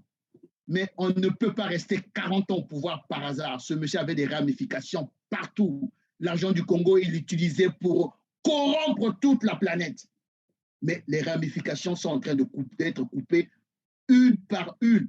Et se sentant épuisé, se sentant en difficulté sur le plan international, ce qui fait sa légitimité, aujourd'hui, ça soit dans une espèce de foot en avant. Il tente par tous les moyens. Il va venir chercher à prendre les Angolais ou les Rwandais pour essayer de sécuriser cette passation de pouvoir, raison pour laquelle il se lance dans des aventures véritablement de folie qui risquent de coûter très cher à notre pays, raison pour laquelle nous devons vraiment, cette année, avant la fin de cette année, je dis à tous ceux qui nous suivent ce soir ou dans la journée que nous devons créer les conditions d'en finir avec ce système. Je ne sais pas quelle forme ça prendra, mais les Congolais, là, j'ai suivi là, jusqu'au 28, Maya Maya est paralysé. C'est quoi? C'est des syndicalistes qui ont dit non, ça suffit. Nous, on ne travaille pas. Maya Maya est paralysé. Mais qu'est-ce qui coûte aux Congolais aujourd'hui? Là, il y a les mairies, là, ils ont préavis de grève. Ils n'ont qu'à aller à la grève. Ils restent à la maison. Comment vous pouvez aller au boulot avec 57 mois sans salaire? Les étudiants, mais restez à la maison. J'ai suivi là les vacataires et enseignants. Mais restez à la maison. Demandez à Sassou de demander à ses enfants d'aller travailler. Comme ça, nous allons voir dans un moment qu'est-ce que le Congo va devenir. Il est plus que temps de sauver ce pays parce que la patrie est en danger. Et lorsque la patrie est en danger, toutes les forces de vivre de la nation, ce que j'ai appelé à la convergence des luttes pour qu'on puisse sauver ce pays qui est en train d'aller comme un Titanic à volo. Il est plus le temps de sauver ce pays, vient de dire d'ailleurs Guy Mafimba Motoki. Alors donc le Congo, non seulement qu'il devient un danger pour les voisins, mais le Congo court également un grand danger avec Denis Sassou Nguesso. C'est ce que j'ai semblé comprendre dans l'intervention, la dernière intervention de Guy Mafimba Motoki. Didier Mwedi-Volo. Oui, les Congolais doivent comprendre que au-delà de créer comme ça des situations troubles au niveau de la sous-région, Guy l'a rappelé, je l'ai dit, ce sont les Congolais qui vont souffrir, mais les Congolais ne doivent pas oublier que le pouvoir de Denis Sassou Nguesso a préparé son matelas. Notre travail sera encore très difficile pour reconstruire le Congo, mais on s'y est préparé physiquement, psychologiquement, intellectuellement. En tout cas, nous nous préparons à faire ce travail. Mais du côté de Sassou et de sa famille, sachez-le, ils se sont fait un matelas parce qu'ils savent qu'un jour, ils vont fuir. Et c'est pour cela que les 14 000 milliards, ils les gardent par devers eux. Les Panama Papers et autres ont démontré qu'ils ont une richesse cumulée de plus de 5 000 milliards de francs CFA parce qu'ils préparent aussi leur fuite. Mais quelque part… Oui, mais encore qu'ils aient le temps de fuir parce qu'il y a des événements qui surprennent où on n'a même pas le temps de sortir du pays. Mais c'est pour cela que nous disons, en tout cas aux Congolais, nous qui sommes de la diaspora, que les efforts que nous sommes en train de faire ne seront pas vains. Ça prend du temps, mon ami vient de le dire, mais nous sommes déterminés pour que ce pouvoir tombe. Il n'est pas possible de rester silencieux alors que nous avons à la tête du pays quelqu'un qui souffre visiblement d'une pathologie qui l'empêche de se rendre compte que les Congolais souffrent et qui se mêle des problèmes qui ne lui regardent pas, au lieu de travailler pour sécuriser le Congo et donner un espoir de vie meilleure aux Congolais, il fait tout pour que les Congolais vivent sous la menace des voisins. On rappelait tout à l'heure que la RDC, nous ne sommes pas loin des 100 millions d'habitants, mais le Cameroun, pareil, le Cameroun, c'est plus de 20 millions d'habitants. L'Angola, c'est 26 millions ou 27 millions d'habitants, sauf peut-être la Centrafrique, mais tous nos voisins sont d'abord des pays très, très, très grands, sauf le Gabon et la Centrafrique. Ce sont des pays sur le plan territorial qui sont plus grands que nous, mais aussi sur le plan de la population et du progrès à la fois sur l'armée, la santé, l'éducation et autres. Si on avait une avance sur le plan de l'éducation, de la santé dans les années 60 jusque dans les années 80, si on a eu une lueur d'espoir, aujourd'hui avec Sassou, ça fait 25 ans, ça ne va pas. Ça fait 25 ans, ça ne va pas. Et ça fait 25 ans, le danger que les Congolais vivent est aujourd'hui imminent. Et donc, la question aujourd'hui, c'est de dire comment se débarrasser de ce pouvoir. Ce n'est même plus de se dire de quoi nous allons vivre demain. De quoi nous allons vivre demain, il y a des gens qui travaillent là-dessus. Maintenant, la question, comment se débarrasser rapidement de ce pouvoir. Parce évidemment, lorsque vous posez la question comment se débarrasser de ce pouvoir, comment entrevoyez-vous la fin, évidemment, de ce régime? C'est la dernière question. Chacun répondra et puis on va clôturer. Mais pour moi, il n'y a plus que le peuple congolais, parce que sur votre chaîne, M. Perrin, nous avons souvent parlé de la corruption au Congo, la corruption à la fois des corps militaires, policiers, gendarmes, la corruption des syndicats. Peut-être qu'il y a des syndicalistes qui veulent que les choses changent, mais ils restent minoritaires. Et donc, lorsqu'on atteint de tels degrés de corruption, il faut que le peuple fasse preuve de conscience politique et que le peuple s'indigne, refuse de souffrir, se révolte pour chasser, en tout cas mettre fin à ce système et permettre le retour à un système démocratique qui ne sera pas forcément comme en 1992, parce que l'histoire ne se répète pas, mais qui sera quand même un système dans lequel les Congolais pourront vivre de façon harmonieuse. Merci beaucoup Didier Moni-Volo. Guy Motoki, comment entrevoyez-vous la fin de ce régime et comment, sinon, comment vous voulez faire partir ce régime? Monsieur Perrin, vous savez, en tant que politique, on émet des hypothèses. Je vous ai dit tantôt que lorsqu'on estime et on regarde, on voit comment ce pouvoir s'éloigne de plus en plus du compromis politique historique qui se fait un peu partout en Afrique parce qu'il n'y a plus un homme d'État. Il n'y a plus un homme d'État à la tête de ce pays. Bien entendu, il y a d'autres hypothèses qui se mettent à table. Mais je veux dire en même temps que parmi les forces vives de la nation, de notre pays, je le dis sans réchigner quoi que ce soit, hein, nous avons, c'est ce qu'on appelle la force publique congolaise. La force publique congolaise était un peu à l'époque à l'image de celle de la Turquie. C'est-à-dire qu'elle était là comme étant en capacité de se mettre au milieu pour dire là, il y a une dérive telle qu'on peut perdre ce pays et il faut prendre nos responsabilités. Et je suis convaincu que dans cette force publique congolaise, il y a des officiers, il y a des sous-officiers qui sont en capacité de se dire que le pays est plus important, le Congo éternel est plus important qu'un homme et son clan. Et une fois que j'ai dit ça, cette prise de conscience d'un homme ou des hommes sera accompagnée par toute cette population, cette force vive, je vous ai dit tantôt, qui veulent, ces gens qui veulent le changement. Ils sont de plus en plus nombreux et moi j'y crois. Et c'est notre travail de conscientisation qui est en train de marcher, croyez-moi. Tout ce qui passe là, les informations là, aujourd'hui là, vous avez annoncé cette émission et les dirigeants et les Congolais seront là pour vous suivre parce qu'ils estiment que l'heure du changement est arrivée. Il faut tout simplement mettre de côté un peu de fois nos égos qui ne servent à rien et mettre les mécanismes en place pour sauver le pays. Nous allons le sauver. Et à l'opposé, M. Guy Mafiba Motoki, je crois que Didier Moni-Volo aussi pourra répondre à la même question. Quelle issue proposez-vous par exemple, à ce système ou à Denis Sassou Nguesso un autre moyen de sortie, par exemple, honorable? Ça serait quoi? Écoutez, je vous ai dit tantôt, le compromis politique historique, c'est quoi? C'est être en capacité de s'asseoir. Marien Ngouabi l'a fait, Yombi Opango, en difficulté, en minorité, a dit, comme vous voulez le pouvoir, je vous le donne. Marien Ngouabi, quand il était en difficulté, il pouvait convoquer une conférence nationale. Le président Massa Madema a démissionné, le président Yulou a démissionné, le président Pascal Lissouba, alors qu'il avait la possibilité de reprendre. D'ailleurs, on a eu dernièrement un témoignage de son dernier aide de camp qui a dit clairement, et moi j'ai été témoin, moi j'étais au Burkina avec le président Lissouba, j'étais au Burkina, aux côtés du président Lissouba, le président Yombi. Et donc ce qu'il a dit là, c'est la vérité, la stricte vérité. Le président Lissouba a refusé de prendre les armes pour aller reconquérir le pouvoir, parce qu'il pensait au peuple. Donc tous les chefs d'État ont eu à le faire.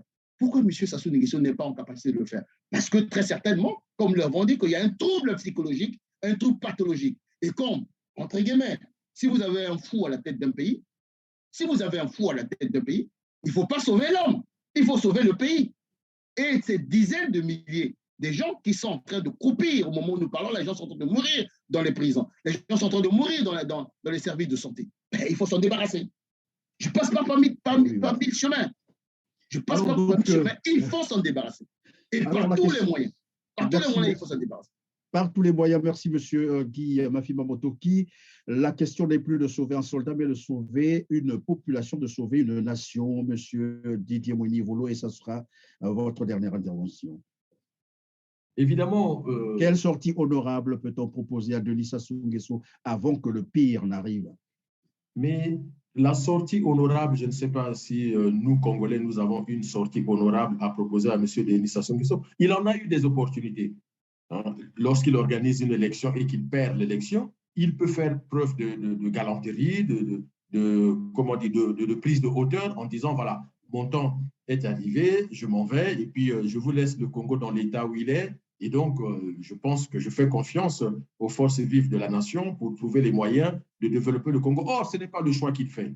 Il bricole avec ses enfants pour voir qui peut le succéder. À ce moment-là, il m'est difficile aujourd'hui d'imaginer, puisque les Congolais lui donnent beaucoup d'opportunités pour qu'il s'en aille en toute tranquillité. Moi, aujourd'hui, quand j'entends parler des concertations au Congo, moi, j'ai toujours dit, la seule concertation à laquelle je peux participer avec Denis Sassou Nguesso, c'est la concertation faisant de sorte qu'il quitte le pouvoir. S'il dit, venez, on va discuter et je m'en vais, oui, là, il peut partir de façon honorable. Mais aujourd'hui, je suis tout à fait d'accord avec ce qu'a dit Guy. Dans la force publique, nous avons aussi des gens qui sont peut-être minoritaires, mais qui sont prêts à faire quelque chose, à sécuriser le pays, si tant est que demain, on se débarrasse de ce monsieur. Mais le CRC a toujours eu cette position de révolution. Pourquoi? Parce que nous avons essayé de voir toutes les hypothèses, y compris l'hypothèse des partis politiques, des syndicats et autres, les religieux. Regardez ce qui se passe à Kinshasa. Quand on parle du départ de Kabila fils, on peut parler du parapluie américain, mais il y a eu aussi une forte pression intérieure du côté des religieux. Le cardinal Mosengo, si je ne me trompe pas de la personne, ça a été quand même un gros travail. Mais regardez le rôle des religieux chez nous. Bref, le compromis, Guy Mafima l'a dit, nous proposons à Sassou une sortie honorable, mais sauf que lui, dans sa pathologie, dans sa structure mentale, il n'acceptera pas. Donc, le mot d'ordre revient aux Congolais de se soulever contre le pouvoir. Il n'y a pas d'autre solution. Et je pense que si les Congolais se soulèvent, il y a dans la force publique des gens qui feront le job de protéger les Congolais. Ils ne pourront pas protéger tout le monde, mais ils protégeront les Congolais. De toute façon, les grandes nations ne se sont pas bâties avec des fleurs, avec des roses, ou je ne sais pas moi. C'est avec du sang des martyrs. Et donc, n'ayons pas peur d'aller vers cette option. Voilà, je vais vous accorder donc 1 minute à chacun pour un commentaire sur le nouveau gouvernement qui vient d'être mis en place au Congo-Brazzaville, et c'est terminé. Ben écoutez, le fameux gouvernement de ce dernier gouvernement, écoutez, je manque même de mots. Pourquoi? Parce que pour moi, no comment, d'autant plus que c'est une continuité. C'est surtout un homme qui n'a plus d'autorité. En fait, Sassou n'arrive plus à décider. Ce sont les enfants qui ont décidé, qui décident. Les ministres de Christelle Sassou Nguesso sont là. Les ministres de Edgar Nguesso sont là. La pauvre Bouya est passée de ministre à ministre d'État. Donc voilà, l'équilibre clanique est là. Les beaux-fils, Golondele d'un côté, Ngoniba de l'autre. Voilà, c'est la parentocratie qui est là parce que monsieur est dans l'incapacité de décider parce qu'il n'a plus d'autorité. Et donc, c'est une continuité. Et c'est tout à l'heure, c'est ce qu'on disait, hein. Si les Congolais veulent cette espèce de suicide collectif, d'accepter ce suicide collectif, on va continuer ici parce qu'on ne peut plus rien attendre de ce monsieur. Non seulement il a perdu de l'autorité dans son propre régime, mais à cela, il faut partir du principe que ce sont les enfants, ce sont les écuries, ce sont les courants claniques qui dirigent le pays. Donc, et surtout, on ne l'a pas cité. Aujourd'hui, j'ai honte pour ce monsieur qui s'appelle Coliné Makosso. Je ne sais pas qu'est-ce qu'il laissera comme trace dans l'histoire de notre pays. C'est le plus piètre Premier ministre que j'ai jamais connu. Il n'a aucune autorité. Voilà quelqu'un qui dit, bon, il est d'abord nommé de manière cavalière, il n'a jamais démissionné, c'est un communiqué de Chiba qui le reconduit. Bon, tacite reconduction, comme si on était dans un contrat d'assurance que nous signons ici. Bon, il arrive, il dit non, il doit composer le gouvernement, même pas 48 heures. Donc, il a eu le temps d'aller à Oyo pour examiner. Et le pire, vous qui êtes de la communication, je ne sais pas si vous avez vu cette image, sur le profil de la primature, M. Coliné Makosso, dans les studios de Télé Congo, soi-disant, il est venu remettre le papier pour la lecture. Bon, je n'ai jamais vu ça. Donc, et il était dans le studio en train de suivre la lecture. La lecture de... Bon, tu te poses la question de savoir, il sort d'où ce monsieur? Il sort d'où? Il est de ma génération, je ne trouve pas le mot. C'est inqualifiable. Mais il sort d'où? Qui le conseille? C'est inqualifiable. Merci, monsieur Guy Mafimamoto. Qui Didier Bouedi-Volo a un petit mot sur le nouveau gouvernement congolais? Alors, déjà, pour moi, c'est un non-événement. Parce que les événements qui m'intéressent, ce sont les événements qui ont un réel impact sur la vie des Congolais. Moi, je fais de la politique pour changer la vie des Congolais. Si ce n'est pas la vie de tous les Congolais, mais en tout cas de la majorité des Congolais. Et c'est ça même la définition de la politique, de la science politique. Et quand vous avez des gouvernements qui n'ont aucun impact positif sur la vie des gens, puisque le but c'est celui-là, pour moi c'est un non-événement. Déjà, le Premier ministre Coliné Makosso, on n'a jamais vu un Premier ministre au Congo, mais même dans l'histoire politique de l'humanité, un Premier ministre aussi médiocre, mais aussi médiocre. Je vous cite un événement qui, pour moi, aurait poussé Coliné Makosso de démissionner et de ne plus faire de la politique, ou sinon d'être dans, je ne sais pas, opposant du pouvoir.